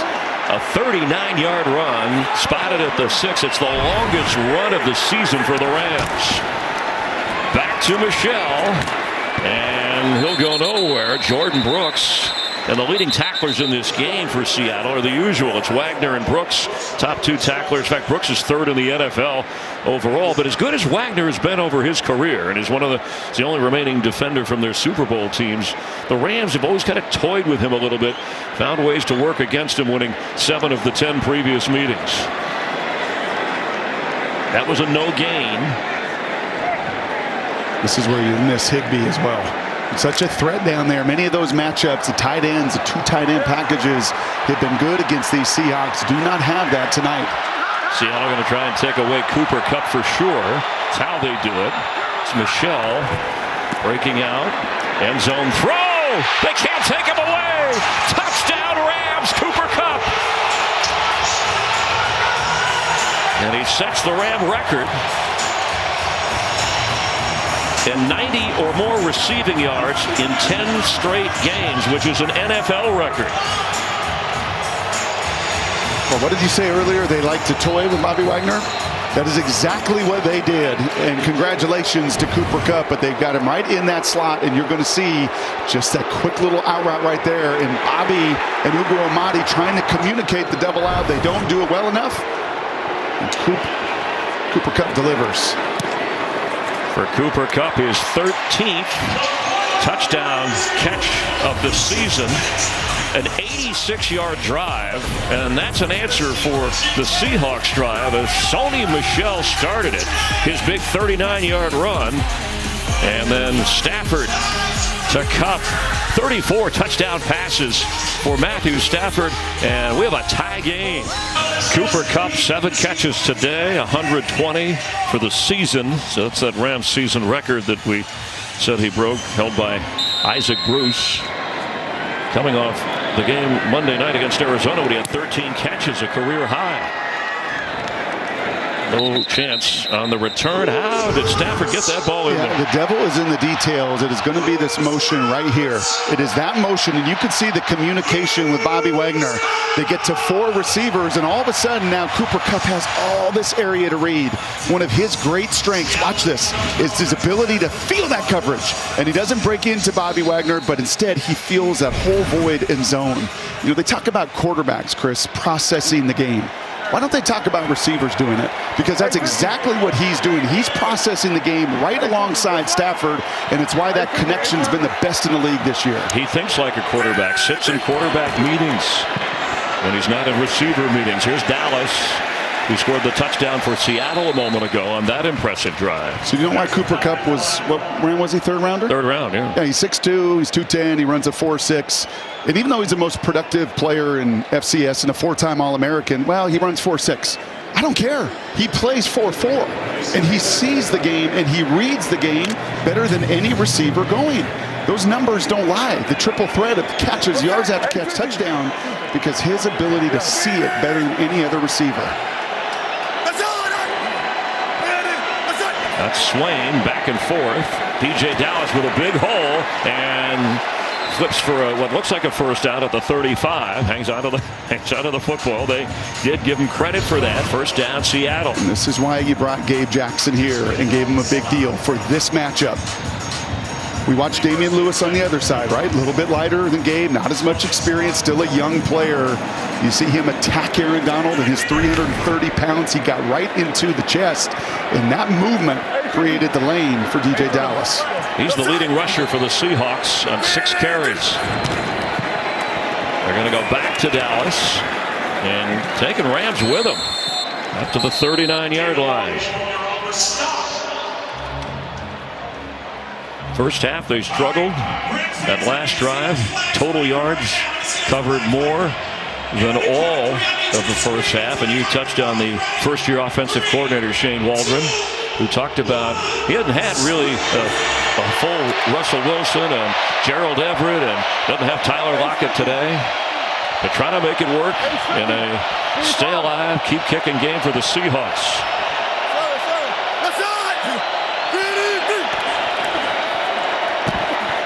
Dallas to the 40, and he's shoved back. Somehow the Rams clogged that up front. Justin Hollins coming up from his inside linebacker spot. But this is a manageable 3rd and 4. I mean, this is why you brought Shane Waldron here. This is why Pete Carroll went outside of his familiarity. He didn't have background with Shane Waldron, but he wanted someone to run the ball, to be innovative in that Shanahan tree, McVay tree, to find ways to run it. And pretty darn encouraging in this second half now with, 11 runs to 4 passes in a manageable 3rd and 4.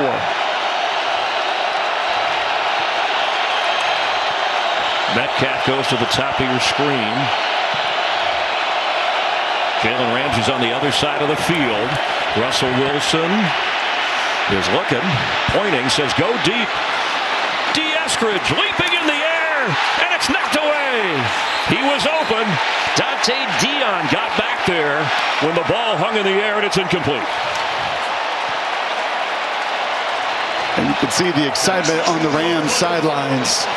I think Seahawks fans know that is normally a 6 after the 1, right? That's usually Tyler Lockett. Tremendous time here for Russell Wilson. This is a little bit like Matthew Stafford in the first half. Because of the extra time, he waves Eskridge forward. Ball hangs just enough to allow Dion and Rapp to come over in collision. But how many times have you seen Tyler go up and make that snag? Eskridge does all he can, but the ball ripped out eventually. Yeah, he's only 5'9". He reached up high, but showed some strength. They're trying to hold on to that football. Another chance for an inside the 20 kick. Cooper Kupp, by the way, can also help out on a punt return. Wisely, he handles that, and it's a rare touchback. And that'll come out to the 20-yard line. Michael Dixon couldn't drop it inside the 20. Downtown LA under the lights on a Tuesday night in the NFL on Fox in a 10-10 game. 3:40 to go here in the 3rd after a 59-yard punt, but the touchback, so the Rams out to the 20. Jen Hale's down on the field. Brock Heward, Chris Myers in the booth, our entire crew. Happy early holiday stretch here with Christmas on Saturday. You'll see NFL games throughout the week. And of course on Sunday, it's Michelle. And he will lose yardage. Jordan Brooks back there making the play. Yeah, Jordan Brooks attack. This was the huge play. This was the 3rd down. Just a contested one-on-one. And just as Kupp has done all season long, he wins at the beautiful hand plant there by Michelle and running through Seahawks defenders. And then ultimately, I don't know how you cover Cooper Kupp in zone coverage. Right? The communication has to be so rapid. It has to be so fast because that guy finds any void. And he still has 3 games to go. He's setting Ram records, chance to set NFL records. 7 catches today on 2nd 11. The screen. Michelle can't get loose. Wow, that is a big-time play, Chris. That is Jordan Brooks. Yeah, and I was going to say, he's terrific against the run. They've been a little bit concerned about his pass coverage ability, but here on back-to-back plays, he does it all. Yeah, he's looking like KJ Wright, reading that screen and beating the block as well. In a hole on 3rd and 11. Pressure coming from Dunlap. Stafford steps up, middle of the field, and nowhere to go. It was actually more to the left towards Odell Beckham, who started to make a move to the middle of the field, but stayed up the sideline. So they were not on the same wavelength, and look, he's frustrated. I don't know if he's upset about. Yeah, he's frustrated about that screen call. He's frustrated about the 1st down run. He knows 3rd and extra long, tough. That's not going to work. Yep, but he wants, and he gets right into that. And I love that for him. That's some of that urgency. Not enjoyment, but that's the urgency of your head coach. Yeah, urgent enjoyment, urgent frustration. It's Hector's boot. Swain back there, 30-yard line. Dancing around, you talk about the life of a head coach, and today, Pete Carroll said, I've seen nothing like this in my entire career. Sean McVay said you have to adjust. It's like the Hyman Roth line on The Godfather. It's the business we've chosen. Out week 15, week 16 is right around the corner, and on NFL Network, 49ers Titans, a couple of teams thinking playoffs, and then the special Christmas Day doubleheader, Browns Packers on Fox and the NFL Network and Amazon, and then the Colts and the Cardinals. Arizona trying to fight off the Rams, who have a chance. If LA can win today, they'll get their 10th victory of the season. At least in wins and losses, tie Arizona top of the division. The Cardinals would still have the divisional tiebreaker. Rashad Penny is back in. DJ Dallas did an outstanding job stepping in when Penny was getting his back worked on from what Jen Hale was telling us when he was in the locker room. Penny, quite a story when he was out injured with his knee. Spent a lot of time watching videos of Adrian Peterson, who's now a teammate, inactive, but on YouTube, especially rehabbing his knees. And it helped him rehab and have confidence that he could play with success once again, and he has. On a 2nd and 8, Wilson completes Will Dissly. Let's get a game break from Kurt Menefee. All right, like your game, Washington and Philly were tied at 10 in the 3rd until Jalen Hurts ran it in from 2 yards out. That's his 2nd touchdown run of the game, and right now the Eagles have a touchdown lead midway through the 3rd quarter. Chris, Brock, and Jennifer. Thank you, Kurt. The winner there goes to 7-7 on the season. It's a big 3rd down. These are the 3rd downs the Seahawks over the course of the season have had a hard time converting and thus staying on the field time of possession.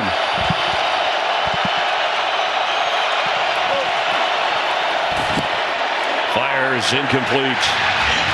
He got knocked down. Metcalf was the target, but there was nobody open. Russell didn't want to take the sack. Greg Gaines applying heat. That's Gaines right in the middle on a little inside stun. He beats Lewis and gets into the lane of Russell. But you saw what I saw from the booth, and that was inside technique from Jalen Ramsey on that slant route and nowhere to go. One of the quickest defensive linemen, battling a hand injury. It's Cooper Kupp, fair catch called for, and holds it in. Celebrate Christmas. Fox proudly presenting a tribute to one of football's most beloved figures, a game changer in the NFL, the coach, the broadcaster, the video game, John Madden, the man. And Christmas Day, tune in. Daryl Johnston out, Brock Heward filling in, and Daryl was so proud because he was named when he, of course, played for the Cowboys as a fullback to the All-Madden team, and he wanted us to share. He saved this from back at his playing day. It doesn't fit you. No, and I don't think it fits him either. I think he was a 3X with those shoulder pads back in the day, too. The 3-time Super Bowl, but it just tells you how much it meant to players, and not just the stars who were named to the All-Madden team. He influenced so many players' lives and broadcasting. That's really the key to this program, is you'll learn a lot more about what he did for broadcasting and enjoying the NFL games we watch on television. Outstanding defense there. Carlos Dunlap with his 2nd sack of the game. The longtime Bengal was picked up last year by Seattle and is delivering now when they need it the most. This doesn't happen very much. This is Andrew Whitworth in a one-on-one situation right here. Whitworth having, again, a phenomenal season. But Dunlap, 6 sacks a season ago, Chris. Just 1.5 coming into tonight. He did play 28 snaps a week ago. That was the most in a month, and you felt this coming, and back-to-back sacks here in the first half and second half, and beating one of the best in the business in Whitworth. 3rd quarter winding down. A loss of 8. Michelle is standing in his own end zone. He gets the football from Stafford and fights hard to get up to the 10-yard line as the 3rd quarter clock is winding down in a 10-10 game. It was 3-3 at the half. We're going to the 4th quarter, tied at 10. Seahawks, Rams in LA.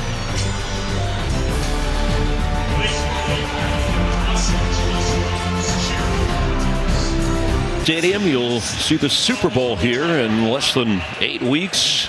Mad scramble to get in. Only the Packers clinched a playoff spot. Rams trying to get to 10 wins. Seahawks trying to hang around. There's an all-Madden kind of guy, Al Woods. He'd be on that team. From their own 10, 3rd and a dozen. Stafford, pressure, he steps up. He's going to dump it off. Ben Skoranek cannot get the first down. The Seahawks swarm and get Carlos Dunlap. He had a sack a moment ago. There's a flag down now. Wow. Did Seattle? They're going to call this on Bless Austin. Or they're going to have a conversation about it right off the line of scrimmage, the corner.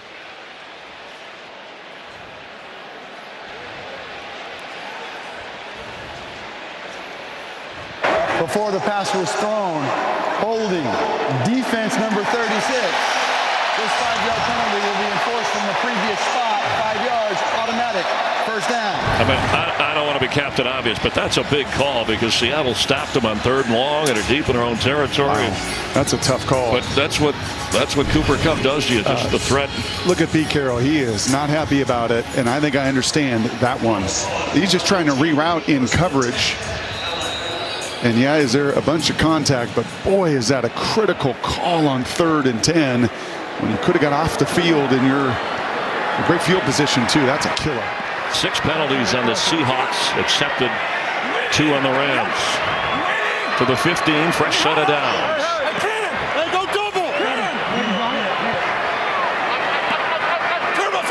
There goes Kupp. They dump it off to Michel, and Sony Michel is loose. And all the way up near the 40 of the Rams. Remember that shot we had of McVay yelling at his offensive line? He was yelling at that screen, right, where Jordan Brooks split the offensive lineman.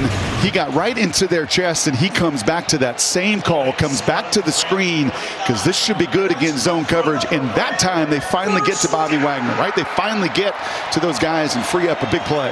The former Patriot, kind of quietly acquired by the Rams when Cam Akers went down in the preseason with an injury, picked up August 25th for a 5th and 6th rounder. Picked up 24 yards there. From the 39, it's a first down Rams.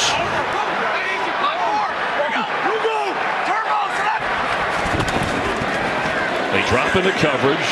Van Jefferson hauls that in. Dean Blandino, our rules analyst, even when it's not Sunday, he's watching closely. And what do you think about that holding call? Yeah, when I first saw it, I thought it looked like a good call, but then watching it again, it looked like Kupp was trying to swim through. I didn't see a grab. I think the official saw the left arm of the defender, but again, you're looking for a grab or a hook, and I just didn't see it there, and it's a big call, obviously, on 3rd down. Yeah, thank you, Dina. Maybe a little acting job near Hollywood by Cooper Kupp helping to sell it. The guy does everything well. It's history now on 2nd and 5. Henderson with a burst forward, but not enough for the first down yet. And then he's got it. Just call your friends and neighbors over. It's the holidays. Yeah, it's amazing what a coach can do getting into the face of those big fellas. That was a John Madden shot as well, right? We showed McVay earlier yelling at the big guys. And look at the energy in the big guys up front continuing to push and play. Sean McVay knows what he's doing. He knows the pulse of this team. He's been here long enough. He challenged those guys up front, and they've responded. And not just players that are out with COVID. Thomas Brown, the running back's an assistant head coach who helps Sean McVay with substitution. He's out. Zach Cromer, also an offensive assistant, out.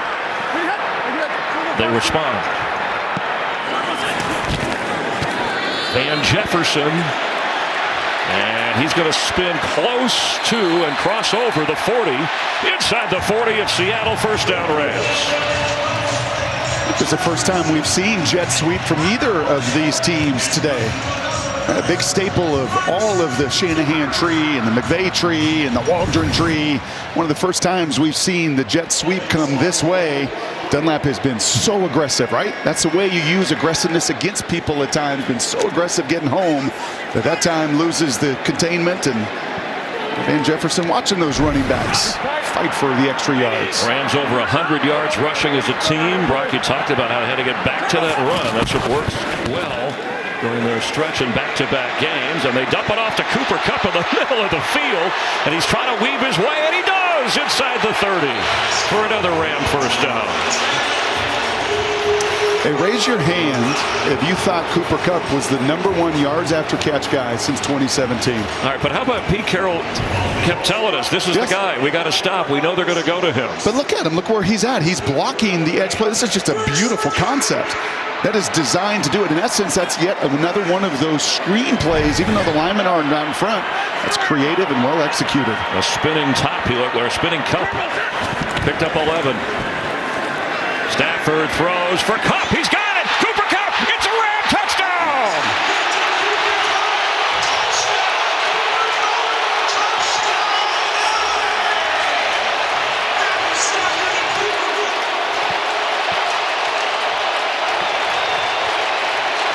Wow. 29 yards away. After going down the middle of the field and spinning, he hauls it in on a perfect throw from Stafford. What did Pete say to us about those two? He found his best friend. I mean, look at how small this window is. When he releases that, of course, I can't tell you how good a throw that is. He made a couple last week, Matthew Stafford. That's as good as you can throw it. The extra point by Matt. And what's amazing, Brock, is this is the first year of Matthew Stafford and Cooper Kupp working together. They look like they've been at this for years. Stafford, 35 touchdown passes, and now it's 14 touchdown catches for Cooper Kupp.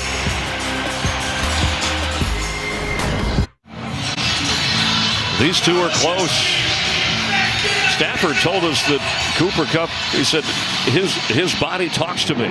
They work that comfortably together for practice, and they certainly did on that touchdown a moment ago. Well, this is pretty remarkable stuff. Okay, it's too deep coverage, so Matthew Stafford knows where he wants to attack. He wants to attack the middle of the field. But look at this right now.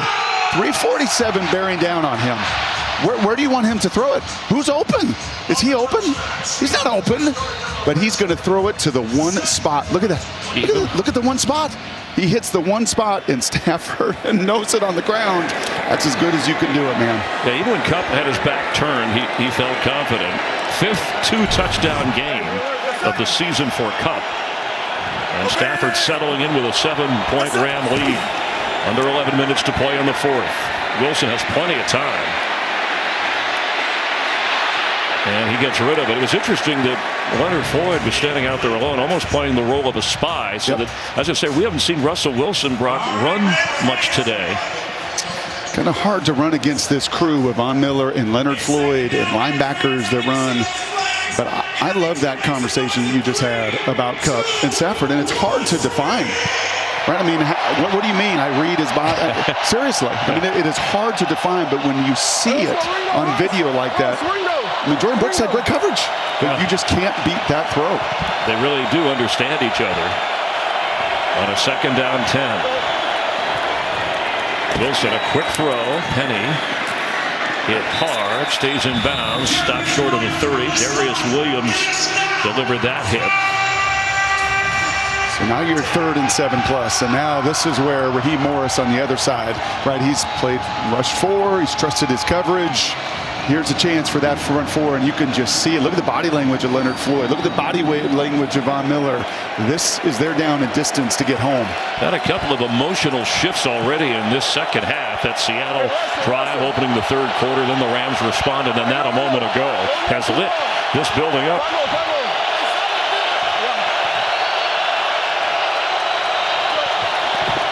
Extra pressure, so the blitz is on. Russell Wilson backpedaling, throws for Metcalf. There's a flag down, and everybody's down. Incomplete. Flag at midfield. That's going to be a hold, and that one was an obvious one from the Rams.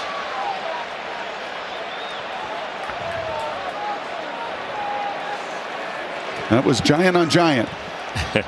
Big on big. Pass interference. Defense number 5.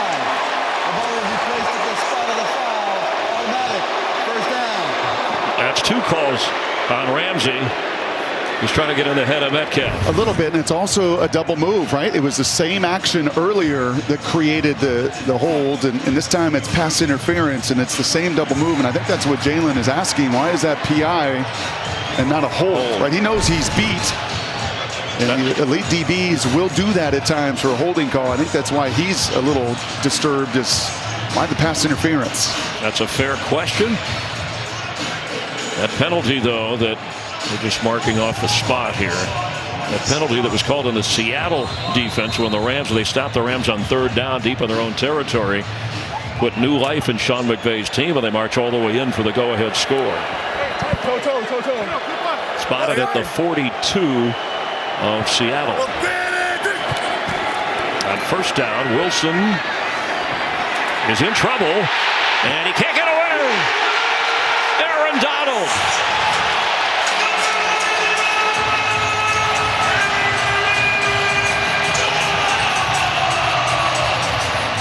You thought Al Woods would be beloved by John Madden's All-Madden team.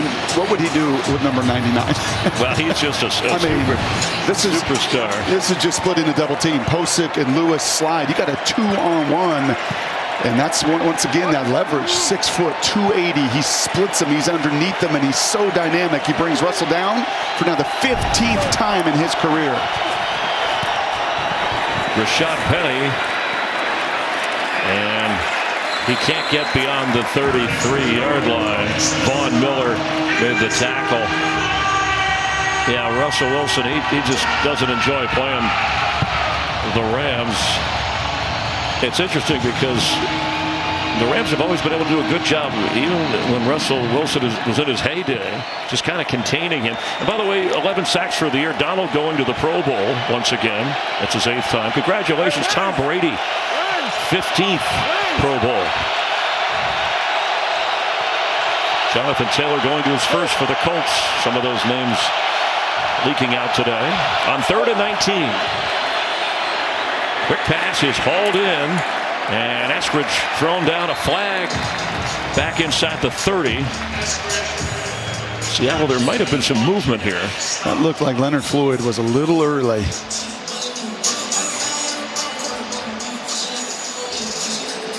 Any yardage will help Seattle's offense here if it's against LA. Offside. Defense number 54. It's a 5-yard penalty. Replay 3rd down. Yeah, as much as Aaron Donald likes to play Russell, Leonard Floyd had 5 sacks a season ago. 5 of his 10.5 were against Russell Wilson. At 3rd and 19, he's trying to get an extra jump.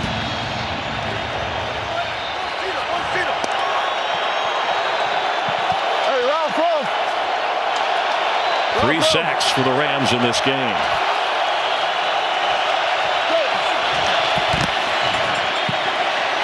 Wilson going deep. Metcalf knocked away at the last moment by Ramsey.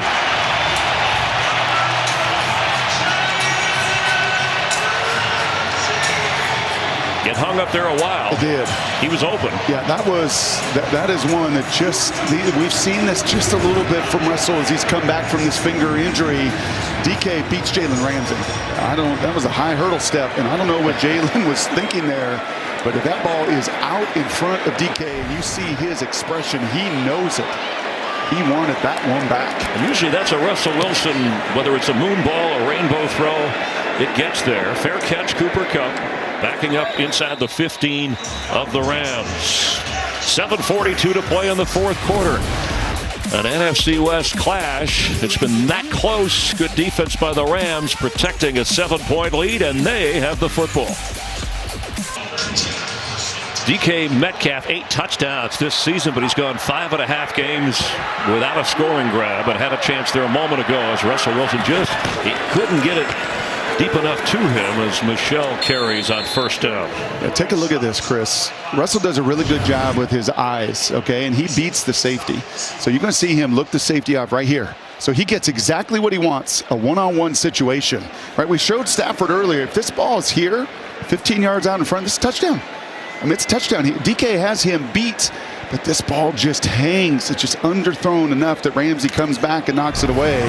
And Russell and DK both know, as much as they work together, as much as they practice in the offseason, that was a miss. From just beyond their own 15-yard line, Michelle will go nowhere, and it'll be 3rd and long.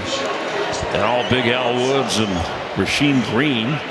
Boy, they made the step. This defensive line without Kerry Hyder today. That group, including Carlos Dunlap, they've played really well. Yeah, outside of that 39-yard run, that was it. That's been the only run that the big fellas. Puna's played excellent. Woods has done a nice job. We've seen a little bit of Kondichi, and Dunlap's been awesome. That 39-yard run's about it in the run game. And they're a little thin. Brian Monet, who was injured anyway and on the COVID list, would have been part of that rotation to help rest a few guys.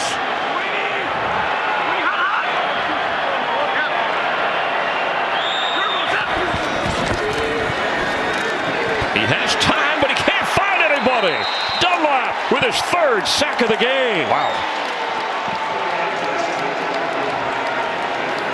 Holy smokes. Carlos Dunlap had the game of his life as a Seattle Seahawk over here. It was the other side, right? It was Whitworth earlier. This time it is the backup. It is Bobby Evans. And this is the hat trick. I mean, this is all 3 of them, and he's done it in different ways. He's done it with a bull rush. He's done it slanting inside, and that time he just goes right through Bobby Evans to Matthew Stafford's chest. Have yourself a night, number 8. 3 sacks for the veteran. 92 sacks in his career. Becker gets it away. Freddie Swain. Fair catch at the 46 of Seattle. Let's check in with Kurt Menefee. All right, Washington was down 10 to the Eagles until Jared Patterson, the undrafted rookie out of Buffalo, gets his first NFL touchdown, and it makes it a field goal game in the 4th quarter. Could be a good finish there, Chris. Thanks, Kurt. And Seattle hoping for a good finish here, trailing by 7 with the football. And 54 yards away from tying this game. The defense has kept them in it. Sure have. And you see Big Clint hurt the defense. The line coach Al Woods has had a breakout season. This is the game they've been waiting for Carlos Dunlap, and not a better time to have it.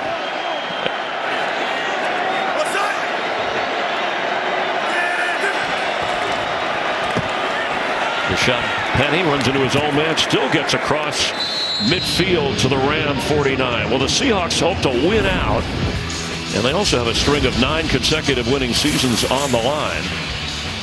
As the Rams at 10-4, should they win or not, they're still the top wild card team. And then that 2nd and 3rd spot, look how wide open it is. But the best thing for Seattle, other than winning out, they're going to need help, is to somehow get into a tie with San Francisco, and they'd win head-to-head because they swept the 49ers. 49ers play Thursday night at Tennessee on the NFL Network. Penny close to a first down, just a little bit short. Nearing the 4.5-minute mark.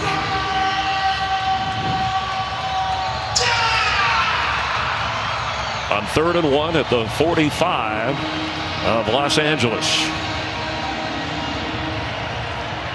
Pete Carroll, since 2010, that outstanding December record. Pete in Seattle, 3rd best record in December in that time in the NFL, behind New England and Green Bay.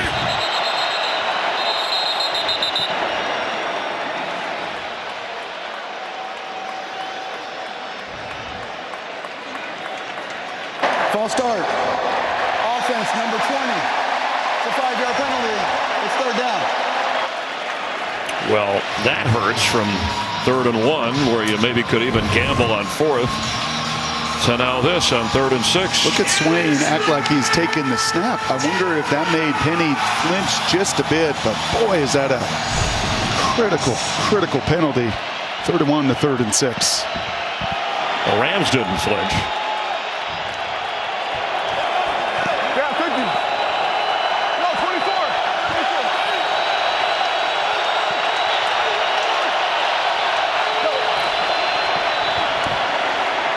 Penny goes nowhere. 4th down. You saw Pete having conversation, and who he's talking to is the folks upstairs of how they want to manage this. Well, would you punt it here? It's a long way to go. It's a 7-point game. Looks like they're leaving the offense out there. You got all 3 timeouts, 2-minute warning. And trust your defense, well, even if you don't get it. You make that 3rd down call on a run to try to get something, but you get nothing. And once again now, right in that tough 4th and 6th spot where you could see man, you could see zone, and we've seen the Rams the last few times heat that pocket up. Will the Rams bring extra pressure?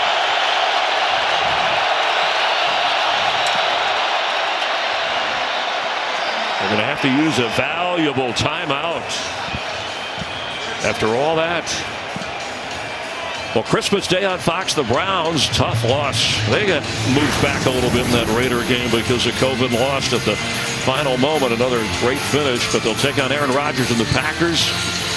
Trying to stay in the playoff hunt. You'll see it on Fox NFL Network. Catch the Colts Cardinals in a game with a lot of playoff implications after that. A Christmas Day doubleheader. Fox NFL Network streaming on Prime Video.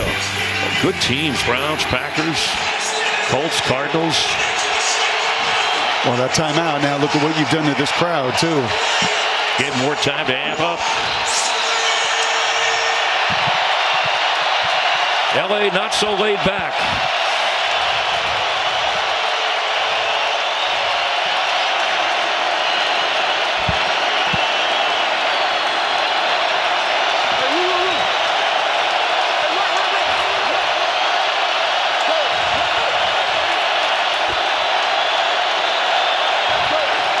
Fourth down, low snap, handled by Russell, floats one in the air and bounces off a Ram.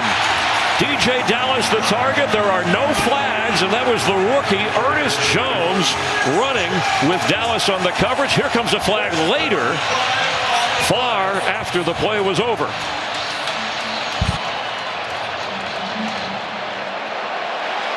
And a hush over this crowd as they discuss. That was a very, very late penalty flag. Well, I wonder if it was something was said over on the sideline. Because the result of the play is a turnover on downs.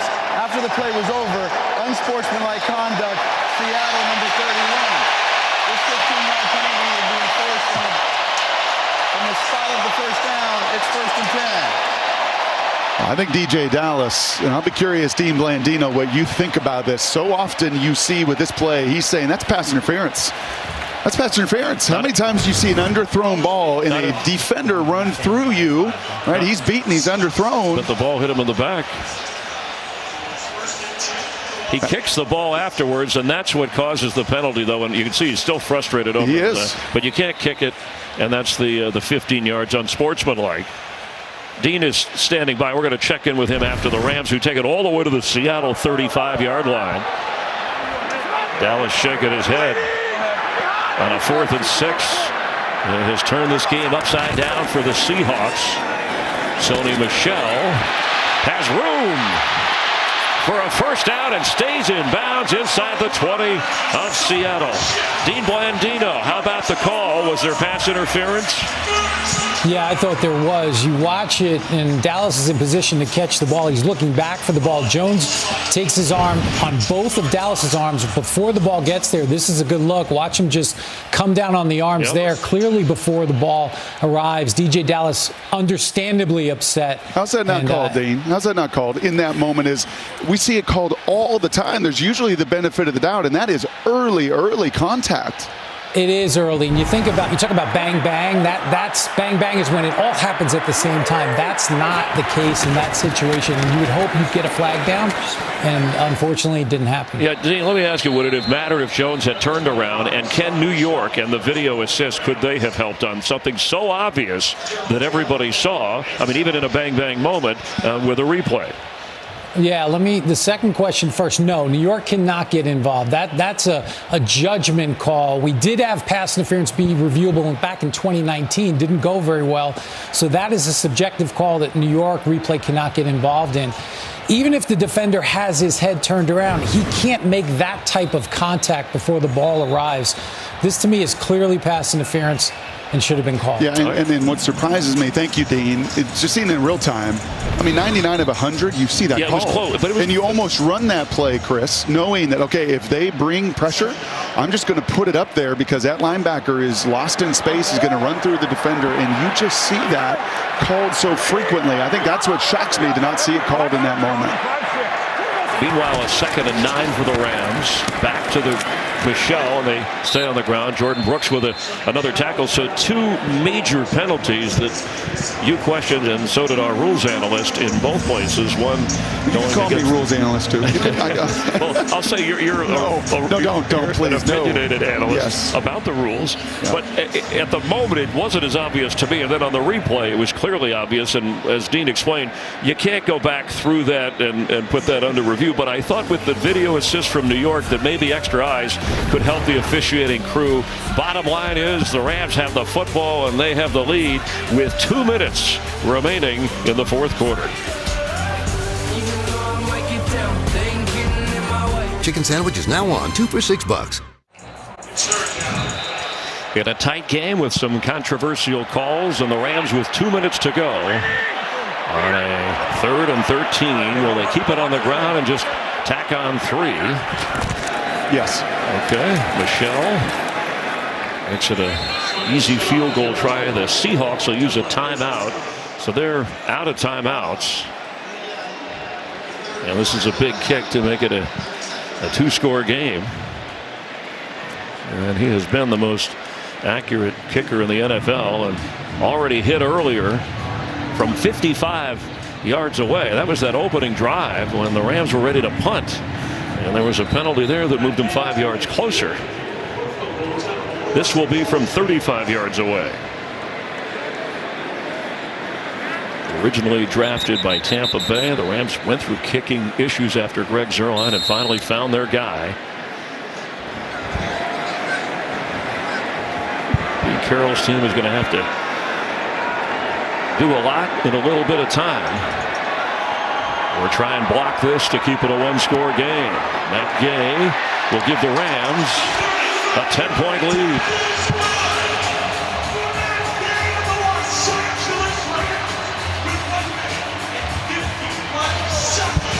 Let's check out the reaction.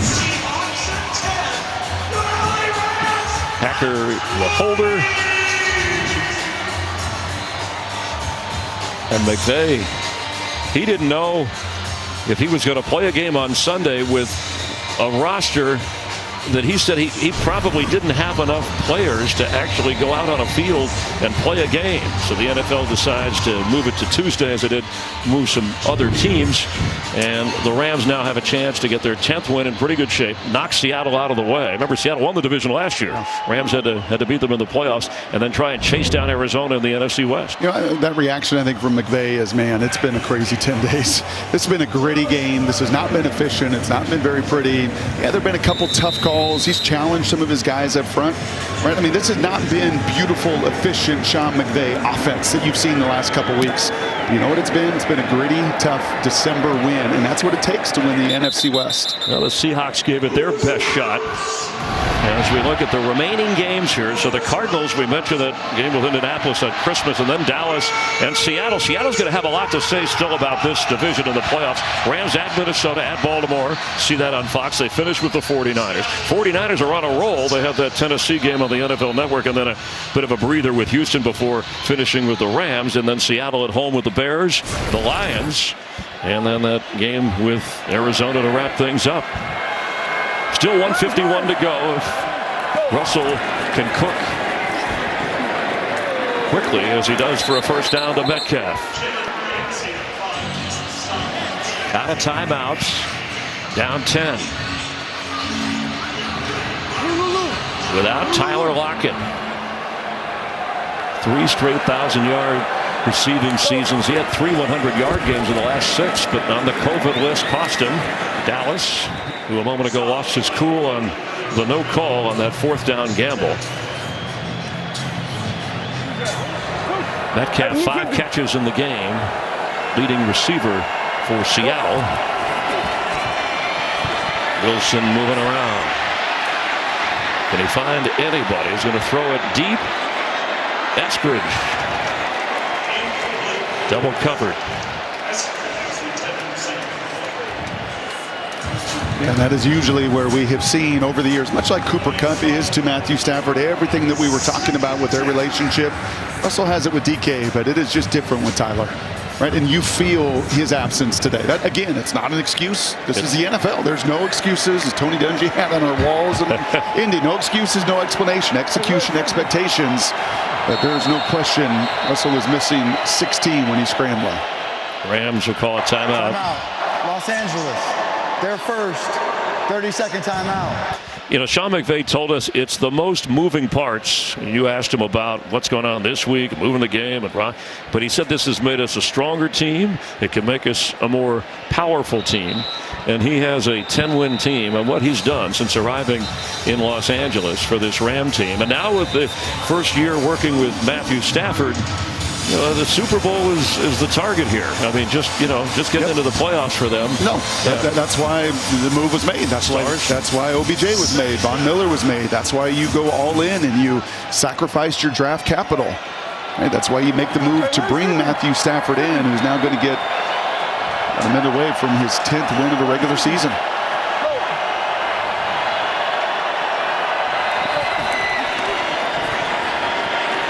Wilson has time, fires, and incomplete for Metcalf. Cooper Kupp, we saw him a moment ago, that beard growing. He said he didn't want to shave it. You know, his father, who played in the NFL, said, yeah, son, I'm proud of you, but the beard, clean it up a little. It's like, no, I don't know if it's superstition or just how that rugged, Pacific Northwest, look where he's from. Hey, you put a stocking cap and a mask on, and no one, even in L.A., would recognize you. What a MVP year he's having as Metcalf hauls that in. Crafty catch it out of bounds to stop the clock. 54 seconds to go. Might need a Hail Mary here soon, or at least position for a field goal and an onside kick for Seattle. Try and force a tie. Timeout Rams. Timeout Los Angeles. Their second of the half. 30.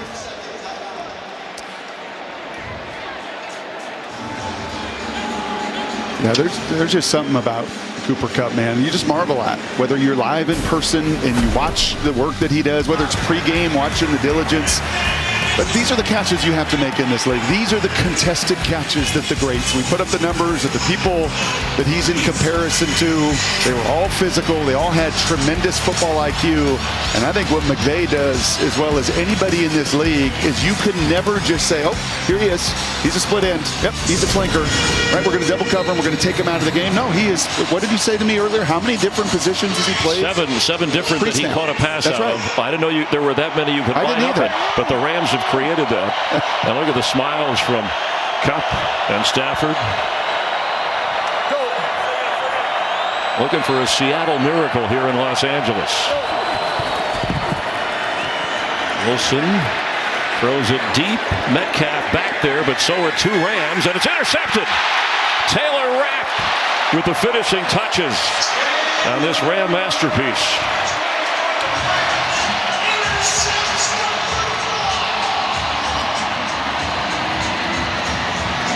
That was one of the things they talked about Sean McVay, the biggest difference.